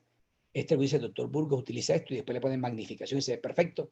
Pero todos los consensos, todos los expertos en el mundo han dicho lo siguiente. Para evaluar el estómago premaligno, identificarlo y seguirlo, se puede seguir con histología, con endoscopios avanzados, endoscopistas expertos, y todos coinciden en que, como la atrofia y la metaplasia ocurren en parches, si el endoscopista tiene la destreza, identifica con endoscopio avanzado un foco de metaplasia y no está seguro si es cierto o no, podría complementar la biopsia, el dato final de la endoscopia, con una biopsia dirigida. Todo el mundo está de acuerdo que esto está sobre la mesa para ser utilizado. Y esto haría entonces un endoscopista que tenga la tecnología. Con luz blanca, aquí se ve cómo la atrofia tiene estas imágenes blanquecinas. El Helicobacter lo puede ver con autofluorescencia y aquí se puede ver que esto es normal, etcétera. De igual manera, esto hace un endoscopista que tenga MBA. Ve con luz blanca la metaplasia, la sospecha aquí por estos parches blanquecinos ligeramente elevados, le pone NBI y se focaliza aquí, pone magnificación, aumenta la magnificación y está aquí la cresta azul que el doctor Burgos ha dicho en este momento. Y puede identificar incluso el Helicobacter pylori, como dice el doctor Burgos aquí ahorita, que parece espectacular eso. O sea que tanto el Helicobacter pylori como metaplasia y atrofia pueden ser vistos perfectamente con endoscopios avanzados. Es decir, que en el futuro no sé cuánto transcurrirá entre que desaparezca la prueba no invasiva para verificar erradicación o para diagnosticar H. pylori versus utilizar estos endoscopios avanzados. El Olga en la Universidad Nacional de Colombia, que es nuestra experiencia con el Olga, tiene esta contribución para nuestra formación, nuestra atención de los pacientes. Para nosotros el Olga es la brújula que dirige el comportamiento nuestro hacia el futuro en estos pacientes. Nuestra experiencia se basa en estos estudios de casos y controles de más de 6.000 pacientes y brevemente se ha encontrado lo siguiente. Al igual que otros trabajos de varias partes del mundo, en la medida en que avanza la edad, avanzan los estados de Olga de alto riesgo. Los pacientes que tuvieron displasia, que fueron 20 pacientes en esta muestra de 6.000 pacientes, se comparó un muestreo de Sydney versus un muestreo cualquiera que nos asigne y se encontró más atrofia con Sydney y se encontró que la displasia ocurrió más frecuentemente en pacientes con Olgas avanzados. Un paciente con Olga 2 tuvo displasia de bajo grado. Y esto creo que es la contribución nuestra al sistema de salud de Colombia. Y es que 88% de los pacientes testeados tenían un Olga de 0 a 2 y solo 12% tenían Olga 3 y 4. Traducido esto al comportamiento del quehacer diario significaría que solamente 12% de los pacientes ameritarían una endoscopia de control hacia el futuro. Y esto tiene un impacto impresionante porque la gente no ha incorporado en su quehacer diario este concepto de cómo evaluar el riesgo de cáncer en las gastritis crónicas. Y esta endoscopia de control para estos individuos obviamente debe ser endoscopia de alta calidad. En muchas partes del mundo se ha mencionado claramente cómo es una endoscopia de calidad. Un paciente con Olga 3 y 4 seguido hacia el futuro debe tener una endoscopia que demore mínimo 7 minutos, o la utilizar mucolíticos, simeticona o antiburbujas, etc. Es otra endoscopia. Y utilizar biopsias adecuadas. Si utilizan esta biopsia, esto dará la muestra. Si utilizan esta pinza de biopsia, esto será la muestra. Este es el hallazgo del patólogo. Nuestro patólogo es un experto, el doctor Orlando Ricaurte, un experto en patología gástrica. Y si utilizan esta biopsia, este será lo poco que podrá dar el patólogo en este individuo. Para la Universidad Nacional, para nosotros, la histología es el estándar de oro todavía. En nuestra experiencia, en nuestro quehacer diario, la histología para nosotros ve más que la endoscopia. O sea que nosotros es la histología. Cuando tengamos la destreza del doctor Burgos, es posible que cambiemos la estrategia. Pero nosotros seguimos por ahora con la histología, porque es con la cual hemos hecho estudios observacionales en Colombia. Y obviamente también está previsto que hacia el futuro aparecerán los biomarcadores, que tendrán una calidad hacia el futuro en la atención que es más precoz que la morfología endoscópica y que la morfología histológica. Si uno pudiera determinar que la metilación o desmetilación del CDH1, el gen de la E-caderina, etcétera, podría anticiparse a las cosas. Pero mientras eso pasa, mientras eso viene, con cualquier método que se utilice, este es un mensaje contundente que traigo para esta presentación de esta tarde. Independientemente de cualquier método que se utilice, el propósito final es beneficiar al paciente. Si utiliza endoscopios avanzados, tiene la disponibilidad de los mismos, está entrenado, sabe mirar con certeza, utiliza estas clasificaciones. Perfecto. Sí, él decidirá con base en qué, con BLI, LCI, NBI, mirará cómo hace para buscar estos cambios que anuncian que en el futuro habrá problemas. Y esta será la conversación final que tendrá el endoscopista con el paciente. Porque le dirá que le ha hecho endoscopia y no tiene nada aparente para resecar, para tratar en este momento, pero su propósito es disminuir el riesgo de cáncer. Y le dirá este endoscopista, el doctor Burgos, al paciente le dirá: en esta endoscopia usted tiene gastritis con bajo riesgo de cáncer. Usted tiene gastritis con alto riesgo de cáncer. En este caso, su próxima endoscopia será 1 año, 2 años, 3 años. Nosotros decimos lo siguiente: usted, señor paciente, en esta endoscopia, usted tiene gastritis Olga 0 a 2 y no vamos a vigilarlo por ahora. Tiene gastritis Olga o tiene Holguín 3-4, le haremos endoscopia cada 2 años. Este es finalmente lo que se requiere con estos abordajes para que el paciente en la endoscopia de control se le encuentre de manera perfecta, oportuna, un cáncer gástrico temprano y no llegue a un cáncer gástrico avanzado. Sin embargo, en muchos países de América Latina, la endoscopia de control no se basa ni en imágenes espectrales adecuadamente interpretadas, ni en un protocolo de biopsia adecuadamente seguido, sino que se hace lo que se llama la vigilancia de la gastritis con base en la intuición, y esto es un término que es muy frecuente para decir que no está sustentado en la evidencia, sino el tropicalismo, y esto se ve, no sé en Costa Rica, pero se ve en muchos países de América Latina, en que el médico le dice al paciente: en estas biopsias usted tiene metaplasia, pero no la han calificado, no la han cuantificado. Tiene atrofia, no la han cuantificado. y la endoscopia en 1 año. Esto es inadmisible. Esto éticamente sería para discutirlo, porque además de tener para el paciente someterlo a una endoscopia innecesaria, esto atenta contra los recursos de salud de ese país. Los mensajes para la casa de ustedes que yo quiero esta tarde es que H. pylori produce el 90% de los cánceres del estómago. La endoscopia de rutina tiene como propósito fundamental, obviamente, buscar las lesiones que estén presentes ahí, pero este concepto quiero dejarlo hoy día. Identificar el estómago premaligno, el que puede tener cáncer en el futuro. Y la estrategia para identificar este premaligno depende de cada sitio. Exige expertos patólogos y expertos endoscopistas. Y quiero contarles que Olga y Holguín y endoscopios avanzados son complementarios, absolutamente complementarios. Son amigos, no se van a sustituir. Y esto, el doctor Burgos acaba de mostrar lo que es el consenso asiático sobre el estándar de endoscopia superior para vigilar neoplasias o para identificarlas. Y está clarísimo esto. Si con luz blanca no hay nada claro, biopsias. Con luz blanca habrá que ponerle NBI. Si el endoscopista tiene la certeza, a conciencia, es experto en darle al paciente una recomendación cierta, certera, no hace biopsia. Pero si tiene una confianza baja, conceptualmente, intrínsecamente, sinceramente, hay que hacerle biopsia. De esta manera, entonces, quiero decirles que este par de formas de abordar el estómago premaligno son complementarias. Queridos amigos, muchas gracias, muy amables.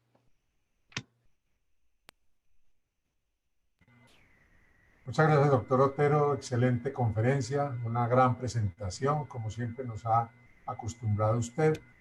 En este momento pasaremos a una última pauta publicitaria antes de iniciar las preguntas.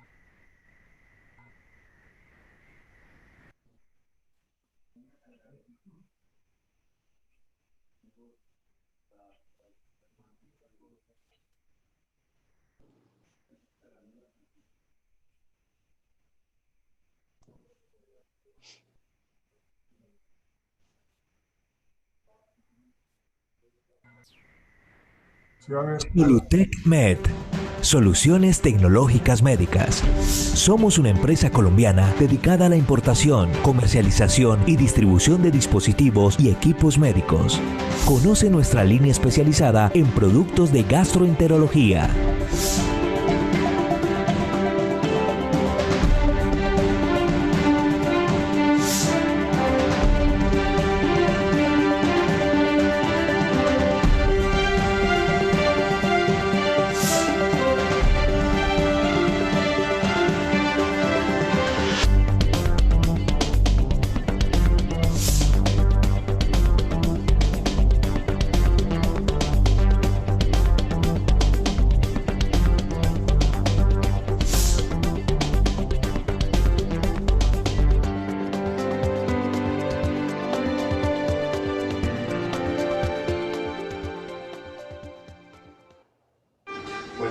Mi nombre es Luis Villa, técnico de Endocol, empresa de Manizales dedicada a la fabricación y distribución de dispositivos médicos.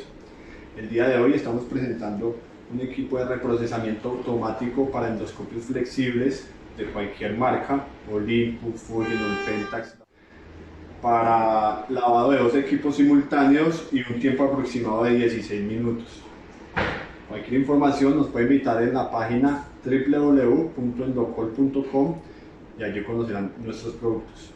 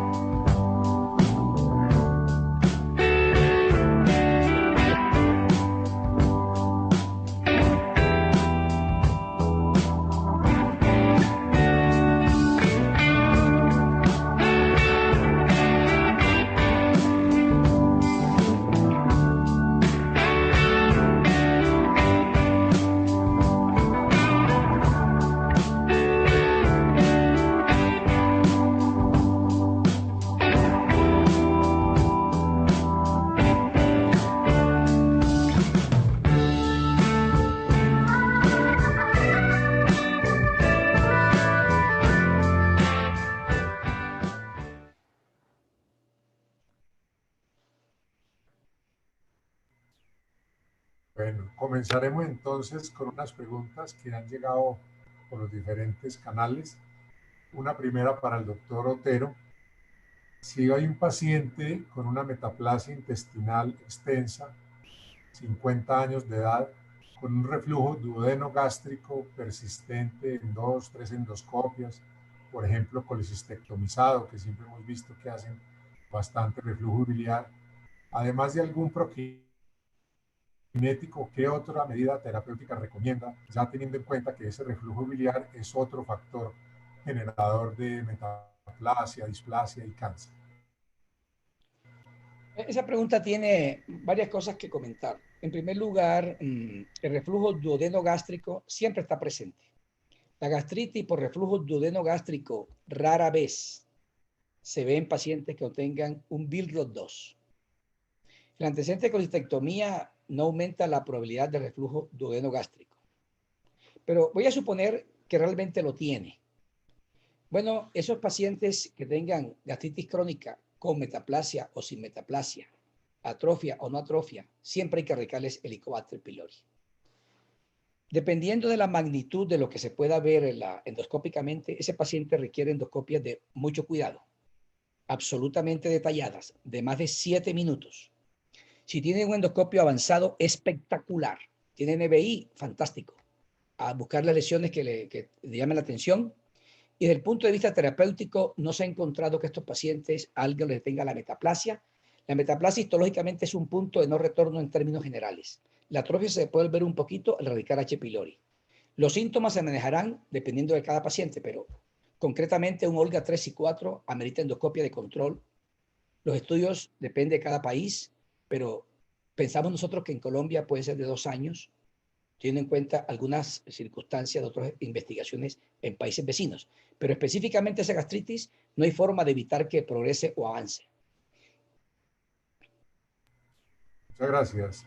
Para el doctor Burgos, cuando contamos con estos equipos de endoscopia de última generación, con NBI, FAIS, ¿usted recomienda que solamente se encienda esta modalidad cuando con luz blanca vemos alguna lesión, o que recorramos el estómago con luz blanca y luego íntegro el estómago con el NBI o el FAIS? Bueno, primero, para contestar específicamente esta pregunta, el asunto esencial es que las técnicas de preproceso y postproceso va a depender el tipo de estrategia que usted escoja, porque eso es muy importante. Si usted está utilizando una técnica de proceso de preproceso como es LSI, en este momento el estándar de cuidado cuando hay un paciente, cuando hay equipos que tienen LSI, uno debería entrar y salir de una vez ya con LSI, ¿verdad? ¿Por qué? Porque LSI lo que hace es un aumento de contraste de la base estructural glandular. Entonces permite en una forma más sustancial el poder observar todo lo que son los defectos elevados, planos y deprimidos y las alteraciones vasculares. Ahora, cuando hay sistemas de preproceso de banda estrecha, eso produce una disminución de la ganancia de la luz y eso hace entonces que cuando se hace una exploración, dependiendo de la generación del equipo que usted tenga, puede ser que disminuya la cantidad de luz y eso hace que decrezca la evaluación. Entonces, en estos casos, cuando se utiliza NBI, a veces es mejor entrar con luz blanca y observar cuando encuentre una lesión, entonces aplicar NBI como tal. Eso va a depender mucho del tipo de endoscopio que estemos utilizando, ¿verdad? Pero si usted tiene una técnica, tiene un endoscopio que tiene la capacidad de tener LSI, prácticamente en este momento la mayoría de las personas tiende a usar LSI como mecanismo discriminante y utiliza BLI para hacer el diagnóstico histomorfológico, ¿verdad? Ahora, yo quiero insistir en un aspecto que es como muy importante y que en el sentido práctico de las cosas que hemos hablado, estamos como idealizando algunas cosas. Número uno, no deberíamos colocar la endoscopía de imagen avanzada en un lugar ahí muy lejos de nuestra capacidad técnica, ¿verdad? O sea, que solo con los endoscopios. No, no, no. O sea, la endoscopía de imagen avanzada concibe, sí, la alta resolución, la alta definición, las imágenes espectrales, pero también concibe la cromoendoscopía con sustancias, con tinciones vitales y tinciones de contraste. Si usted no tiene un endoscopio que tenga imagen espectral, usted puede utilizar índigo carmín, o puede utilizar azul de metileno, o puede usar cristal violeta. Y si no tiene estos, puede ir al supermercado y comprar vinagre blanco y utilizar una dilución para poder generar un contraste mayor de los tejidos. Lo que hay que comprender es que esto es un aspecto que tiene que ver con la filosofía en la forma en que uno hace el estudio, hacia dónde quiere uno dirigirse. Hace unos días hubo un video que se hizo viral donde se veía a Rigoberto Urán entrenando. Yo soy muy seguidor de Rigo. Y de un momento a otro un señor con una bicicleta común y corriente se le puso a la par a Rigoberto Urán y lo llevó durante horas en el entrenamiento. Rigo estaba entrenando para el Tour y el señor iba para su casa, ¿verdad? ¿Qué le quiero decir con esto? Es la capacidad que nosotros tengamos y el deseo de poder generar las bases diagnósticas lo que va a hacer que nosotros busquemos una solución en nuestro entorno. Muchos de los endoscopios pueden ser que no tengan imagen espectral de la nueva calidad, pero hay PAIS, hay NBI. Y si no hay esto, hay entonces contraste que podemos usar a través de tinciones vitales. ¿Qué opina el doctor Otero del azul de metileno y el índigo carmín para colaborar en estas endoscopias? Yo creo que me parece muy bien. Yo creo que todo eso depende del entrenamiento que tenga el individuo para utilizar los colorantes para eso.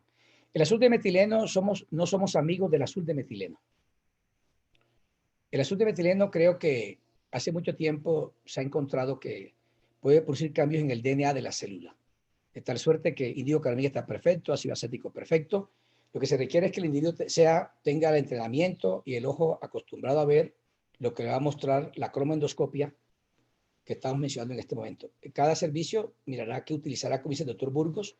Si tienen endoscopios avanzados, etcétera, con cromoendoscopia que no sea digital, también se puede ver y requiere que el individuo, para concluir, tenga conocimiento de las imágenes, cómo se ven con esos colorantes. No somos amigos del azul de metileno. Muchas gracias. Otra pregunta, doctor Otero. ¿Qué terapia recomienda para la erradicación del Helicobacter pylori? ¿Y hay algún paciente en el cual uno le pueda dejar el Helicobacter o a todos se lo tenemos que eliminar? A todos hay que eliminarlos. Todo paciente tenga Helicobacter pylori hay que erradicarlo. Hasta ahora no se ha encontrado ningún beneficio de dejarlo metido ahí. Se ha encontrado que 10 a 15% hacen úlceras, 1 a 3% cáncer. Bueno, la lista es larga. Entonces hay que erradicarlo.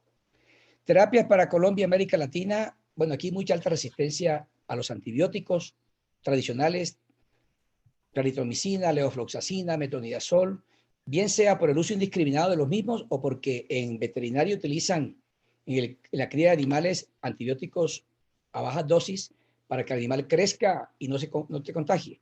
Recomendamos terapias cuádruples de entrada, terapias cuádruples de primera línea empíricas.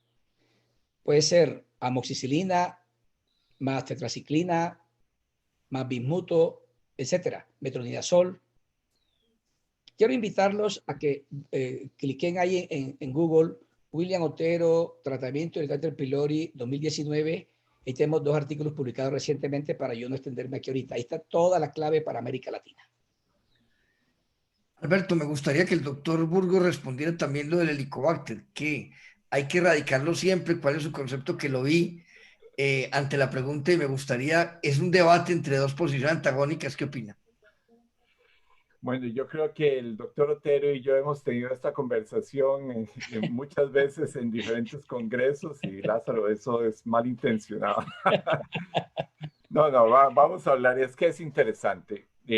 Una discusión muy importante es que si usted me pregunta si hay que erradicar todos los Helicobacter, yo tengo que ser sincero decir que no sé. ¿Por qué? Porque hay una gran cantidad de factores que todavía están dentro de la historia, la carcinogénesis, que tienen que ser aclarados, que probablemente no solo pueden estar relacionados al Helicobacter, sino podrían estar relacionados a las fusobacterias que están en la parte del Helicobacter, ¿verdad? Que también son más carcinógenas que el mismo Helicobacter como tal.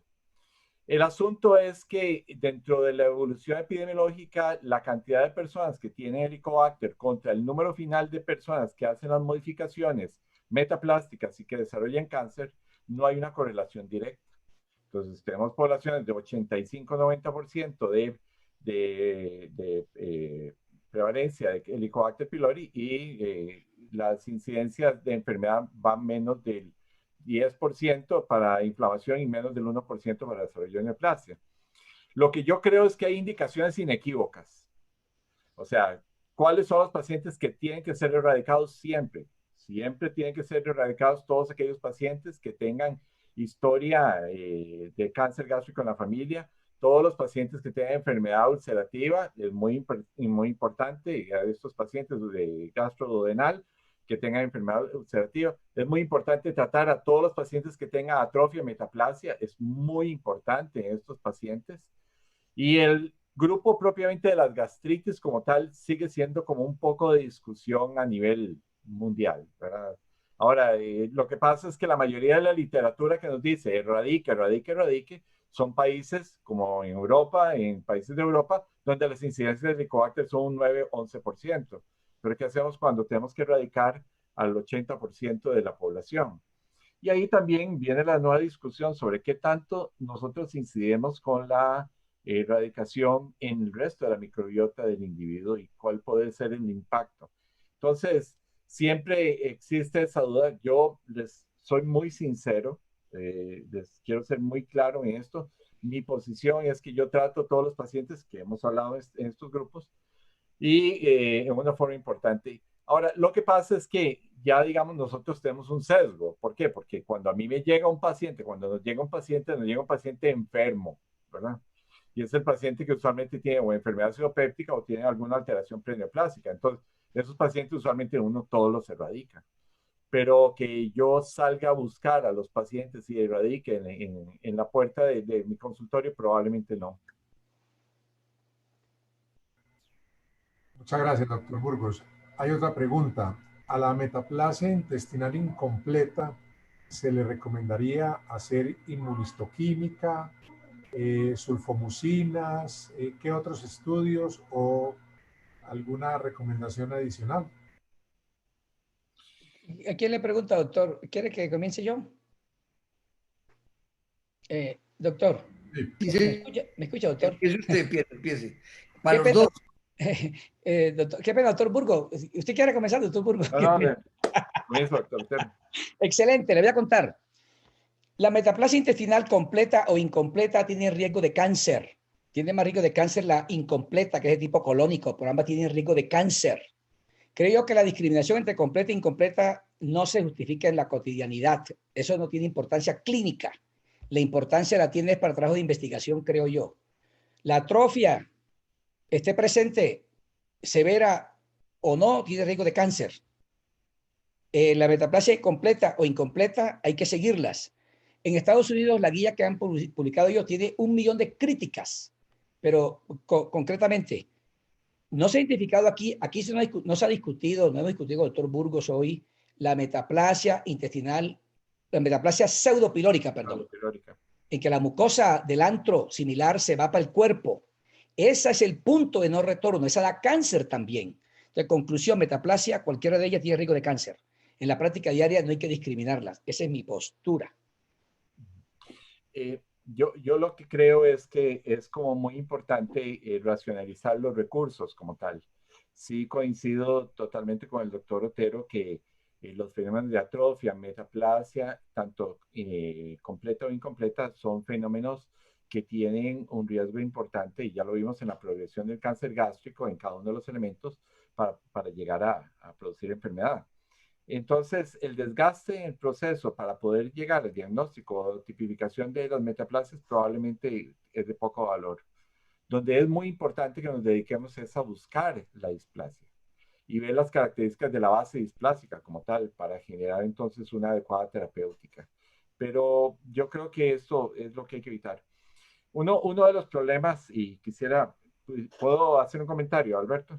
Sí, claro, bien pueda, doctor. Y me gustaría como que el doctor Otero me dijera qué opina también de esto. El problema es la cotidianidad. ¿Qué es lo que hacemos nosotros cuando instauramos un sistema como es el Olga, el Holguín en nuestros hospitales y les decimos a todos que tienen que hacer el procedimiento exactamente igual? Lo que sucede es que si nosotros no controlamos bien el proceso, va a suceder lo de siempre. La gente va a comenzar a tomar biopsias, a entrar rápidamente, a tomar biopsias y salir. Y eso es algo que a uno le preocupa muchísimo, porque la gente entonces da la visión a lo que el patólogo le diga, pero no a lo que realmente debió haber tomado tiempo de explorar. Y esto es un problema que ha sido señalado en algunos de los estudios, como el estudio de Neocastle, donde la utilización en forma episódica de elementos de observación de este tipo tiende, si no están bien observados, bien vigilados, tiende a reducir de una forma importante el diagnóstico como tal. Y lógicamente esto eleva los costos. Aquí hay una disociación que tenemos que acabar, definitivamente. Y es que el endoscopista tiene que cambiar su forma de observar, tiene que salir de la morfología. Ya no es imposible que sigamos hablando de lesión elevada plana deprimida, nada más, o lesiones nodulares. Tenemos que traducir la histomorfología. ¿Por qué? Porque nosotros le dimos al patólogo esa responsabilidad. Y lamentablemente, al darle al patólogo la responsabilidad, cogimos nuestros conocimientos patológicos y los guardamos. Pero si usted refresca sus conocimientos patológicos, se va a dar cuenta que con mínimos cambios a veces puede llegar a ese proceso. Yo quisiera saber la opinión del doctor Otero con respecto a este proceso. Bien, doctor Burgos, yo creo que usted ha tocado un punto muy importante y eso vale para las imágenes espectrales, endoscopios avanzados. Creo que la endoscopia digestiva alta tiene unos estándares de calidad. Además de tomar las biopsias, voy a omitir las biopsias por ahora, pero el estándar de calidad implica que es un examen minucioso del esófago. Ese se ve mejor saliendo. En el estómago, el doctor Yao ha mencionado 22 estaciones. Hay que mirar la curva mayor, curva menor. Debe ser una endoscopia detallada, absolutamente detallada. Porque si el individuo no tiene ese detalle, aún con endoscopios, con imágenes espectrales muy avanzados, si con luz blanca no ve nada, no va a ver nada. Eso es absolutamente imprescindible. Todo el mundo habla de la calidad en la colonoscopia y hay calidad en endoscopia digestiva alta. Entonces, después de hacer un análisis minucioso con esas 22 estaciones del doctor Yao, bien analizadas, tendrá que buscar lesiones, si son aparentes, identificar y tomarle biopsia, eso está claro. Y si no hay una gastritis crónica y no hay lesiones aparentes, como usted menciona, que a usted no le gusta, sino que usted nos incita a que vayamos más allá de la deprimida, elevada, cualquier cosa que llame la atención y no sea vascular, hay que tomarle biopsias. Después de eso, el Olga y el Holguín. El problema que hay en Colombia, doctor Burgos, es que también hay pereza en los endoscopistas, también hay mucha pereza, no sé en Costa Rica, pero hay mucha pereza. Aquí la endoscopia demora 2 minutos y salen enseguida, pero yo quiero, no son todos, por supuesto, pero quiero contar que la endoscopia digestiva no puede ser convertida en una unidad de negocios. Está hecha para aliviar a un paciente absolutamente. El propósito de la endoscopia no es que uno facture al mes, no señor. Es un compromiso social, ético, personal, moral, intelectual, psicológico, de toda índole. Alguien ha puesto la confianza en uno y hay que hacer una endoscopia absolutamente minuciosa. En Colombia la gente se queja de que la salud de Colombia no paga eso, no hay suficiente presión para hacer eso. Pero así como se requiere endoscopias biopsias bien tomadas, curva mayor, curva menor, de cuerpo y de antro, incisura, la incisura hay que hacerle una visión en 3 partes, en el centro y ambos lados, minuciosamente. Muchos cánceres, como usted sabe perfectamente, y todos los que están allá al fondo de la consola, la incisura es el sitio donde más rápidamente hay cambios neoplásicos. Hay que mirarlo con mucho detalle. Entonces, yo creo que si un día tenemos conciencia perfecta de la responsabilidad, las endoscopias serán hechas de muy buena calidad y con esos estándares de calidad. Yo creo que con el doctor Lázaro Arango, creo que un día esto vamos a hacer el consenso sobre el estándar de calidad de endoscopia digestiva alta. No solamente basarnos en la biopsia tomada al azar, buscar el Olga, no, es ser minuciosa. Sería mi comentario, profesor Burgos. Muchas gracias. Otra preguntita para los dos. Un paciente que le diagnosticamos focos de metaplasia y una gastritis crónica y lo vamos a observar si tiene un Holguín 3-4 en 2 años. ¿Sí? En esos 2 años, ¿hay alguna quimioprevención? ¿Le hacemos alguna terapéutica? ¿O solo si tiene síntomas? ¿Solo si se queja de epigastralgia? o solo recomendamos buenos hábitos alimentarios a ese paciente? Bueno, como es Olga y Holguín, voy a empezar yo, que el doctor Burgos ve eso de otra manera, porque él dice son unas imágenes de riesgo. Entonces, Olga y Holguín, 3 y 4, voy a decir primero que la gastritis crónica es asintomática. Vamos a dividir los tres. Es que hay un que se llama la guerra de palabras. La gastritis crónica no da dolor. El dolor se llama dispepsia. La dispepsia puede ser funcional o secundaria. Sí, secundaria es que haya parásitos, cáncer de páncreas, úlceras, cáncer de estómago, cáncer de esófago, esofagitis, la dispepsia secundaria. Y la dispepsia esencial o funcional, digámoslo así, es que aunque haya gastritis, aunque haya metaplasia, aunque haya atrofia, eso no da síntomas. Entonces, el caso que pregunta el doctor, sería un paciente que tiene dispepsia y tiene concomitantemente, hay un visitante que es gastritis crónica, atrofia, metaplasia. Esa no hay ningún remedio que pueda detenerla, ninguno. Si se mata el Helicobacter pylori en ese momento, el riesgo de cáncer no se quita de manera suficiente. Por eso la erradicación debe ser muy temprana en la cadena de la carcinogénesis, porque una vez que ocurre metaplasia y atrofia hay cambios irreversibles, cambios epigenéticos que no se pueden modificar. Nosotros eso lo acabamos de demostrar recientemente, una investigación nuestra sobre metilación y desmetilación de la CDH1. Se ve cómo después de tantos años y órganos avanzados no se desmetila eso. Entonces, conclusión, si tiene síntomas, usted elige qué darle al paciente. Lo que sí le cuento es que el omeprazol no tendría mucha indicación en ese paciente.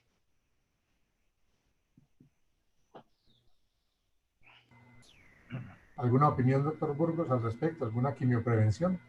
Bueno, realmente no hay, digamos, claros elementos que uno puede hacer para poder mejorarlo. Lo que sí queda claro es que en los elementos donde hay solo la presencia de atrofia inicial o atrofia especulada, si usted utiliza inhibidor de bomba de protones puede reducir el proceso inflamatorio. Pero una vez cruzada la línea de la metaplasia, más bien lo preocupante es que ha habido un par de estudios que han demostrado que puede haber empeoramiento de la metaplasia. Entonces esto hay que tener como un poco de cuidado cuando estamos evaluando el paciente y que tiene las características de inflamación que puedan generar trastorno. Pero como dice el doctor Otero, lamentablemente la gente no es 100% pura. La gente puede tener sus fenómenos atróficos y metaplásicos, pero puede tener una dispepsia, ¿verdad? Y esa dispepsia, algunas responde o no a inhibidores de bomba de protones. Pero específicamente como una base de guía de corrección para este fenómeno, todavía no hay una, digamos, una medida adecuada que uno pueda utilizar para hacer quimioprevención. Pero una pregunta. Luego del tratamiento de erradicación del Helicobacter pylori, ¿recomienda siempre hacer un control post-erradicación? Test de ureasa en aliento, biopsia endoscópica, patológica, test de ureasa en la biopsia. Cada vez que se erradica H. pylori hay que verificar que él ha desaparecido con el tratamiento. Los métodos que se recomiendan son métodos que identifiquen infección activa, que son un test respiratorio de urea, un VT, un antígeno fecal. Serología no se recomienda, no identifica infección activa. Después de erradicar H. pylori, la serología puede ser positiva incluso hasta un año y año y medio después. La endoscopia no se recomienda para verificar la erradicación.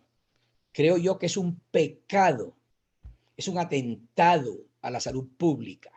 Sería un método no invasivo, excepto que la causa de la primera endoscopia era una patología que amerita una endoscopia de control, un linfoma MALT, un cáncer gástrico temprano, un cáncer avanzado operado, etc.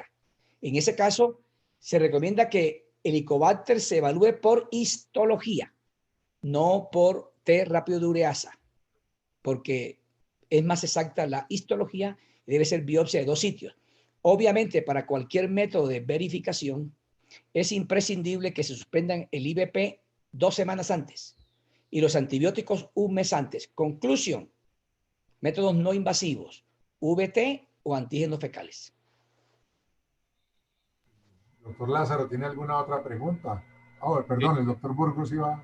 Sí, una observación es que aquí hay un mensaje que sí es importante. Sí, definitivamente el nuevo antígeno fecal o VT son los mecanismos más ideales como para poder determinar el Helicobacter. Pero sí tengamos cuidado, agreguemos un elemento más al periodo post-observación.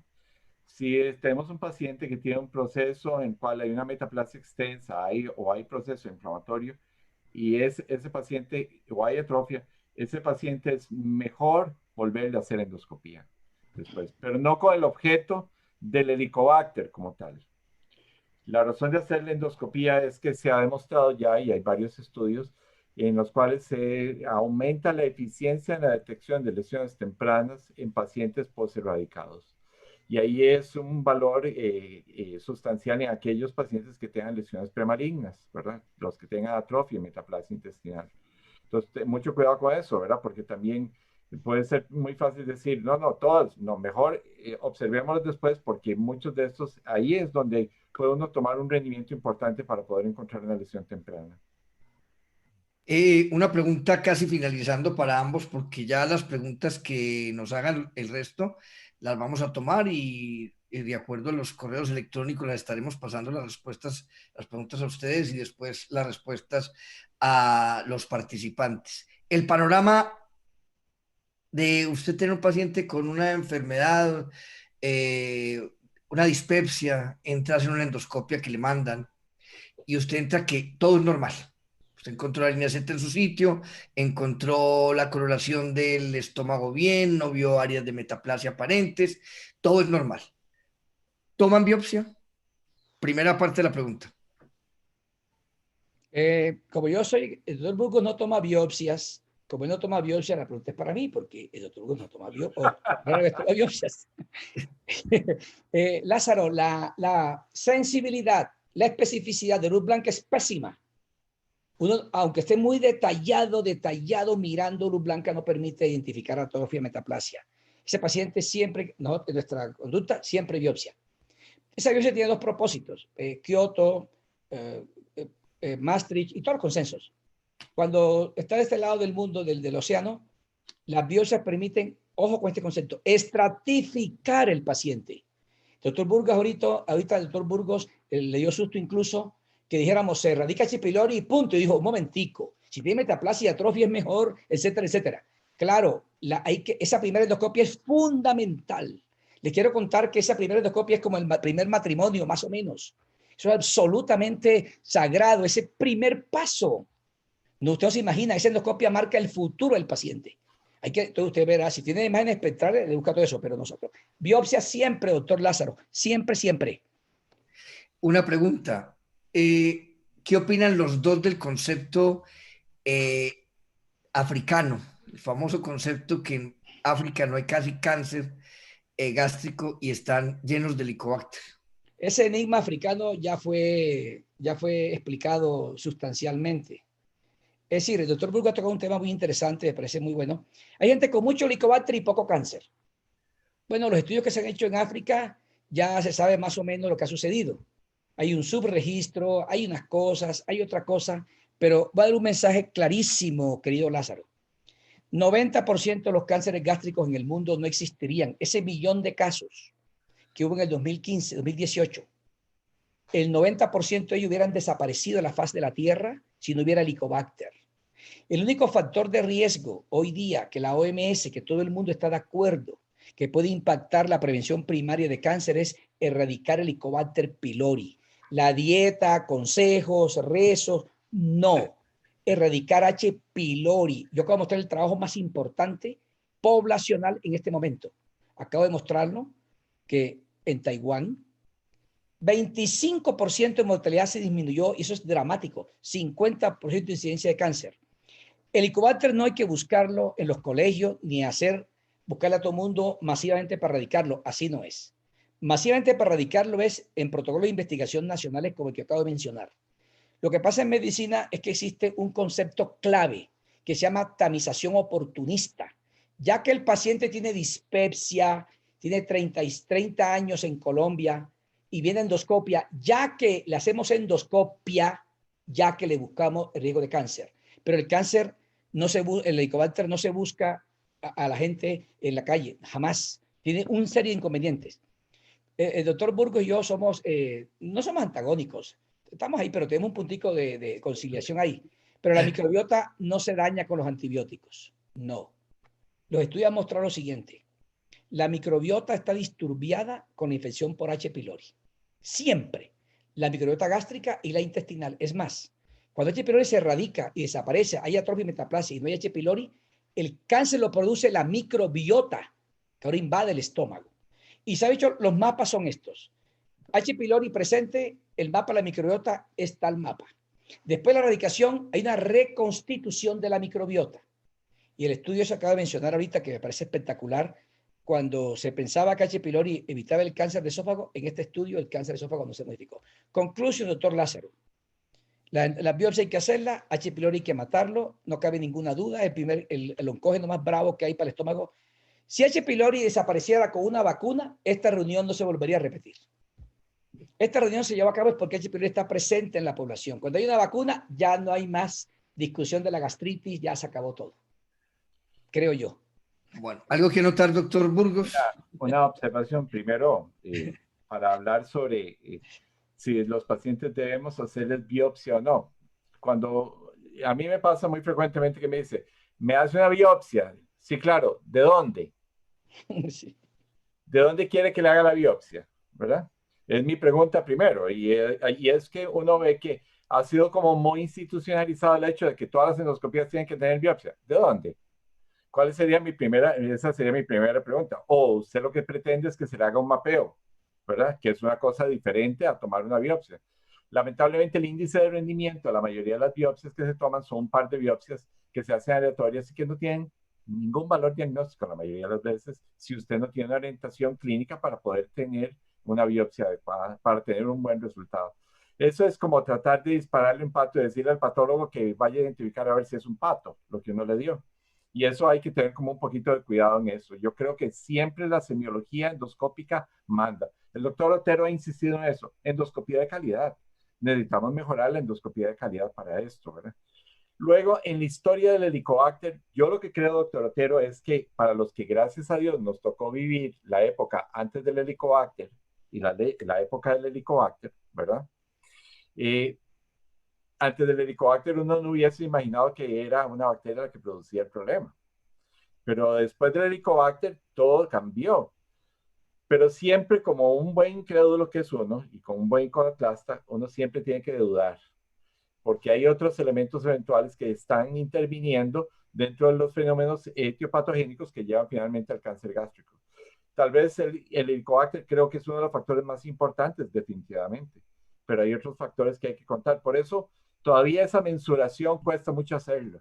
Ese millón de personas que se perdieron por no haber sido tratados por Helicobacter a veces no se puede mensurar farmacoeconómicamente si lo analizamos con respecto a los 55 millones de personas que habría que tratar, o más bien de ese millón, los 100 millones de personas que tenemos que tratar para el Helicobacter para prevenir ese grupo.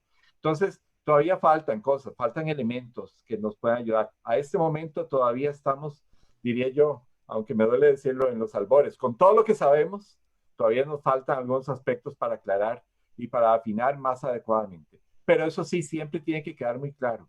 Todo paciente, y como lo dijo el doctor Otero, en este tamizaje oportunista que estamos haciendo, esa observación, todo paciente que tenga lesiones tempranas premalignas, todo paciente que tenga lesiones inflamatorias, todo paciente que tenga un relativo de primera línea, que tenga cáncer gástrico, ineludiblemente ese paciente tiene que salir con erradicación.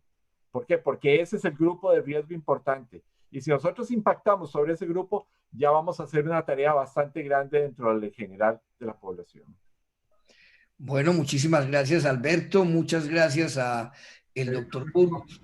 Muy chiquitica. Listo, dele, tranquilo. Al doctor Burgos, pregunta un colega, ¿cómo se prepara el vinagre? ¿Que si vivo o qué dilución?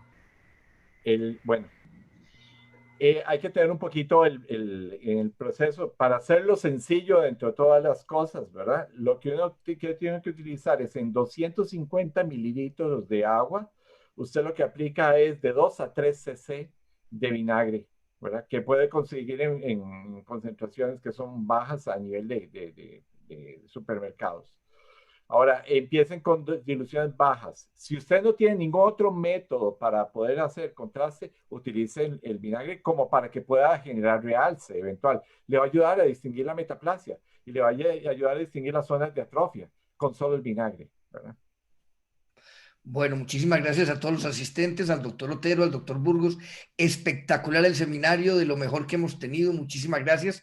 A nuestros asociados, les recordamos que el próximo sábado nos reunimos a las 2 de la tarde para lo que se llama la inauguración de nuestra página web y les pedimos que asistan, ya que va a ser como un derrotero para ver cómo entran a esa página web que es nueva.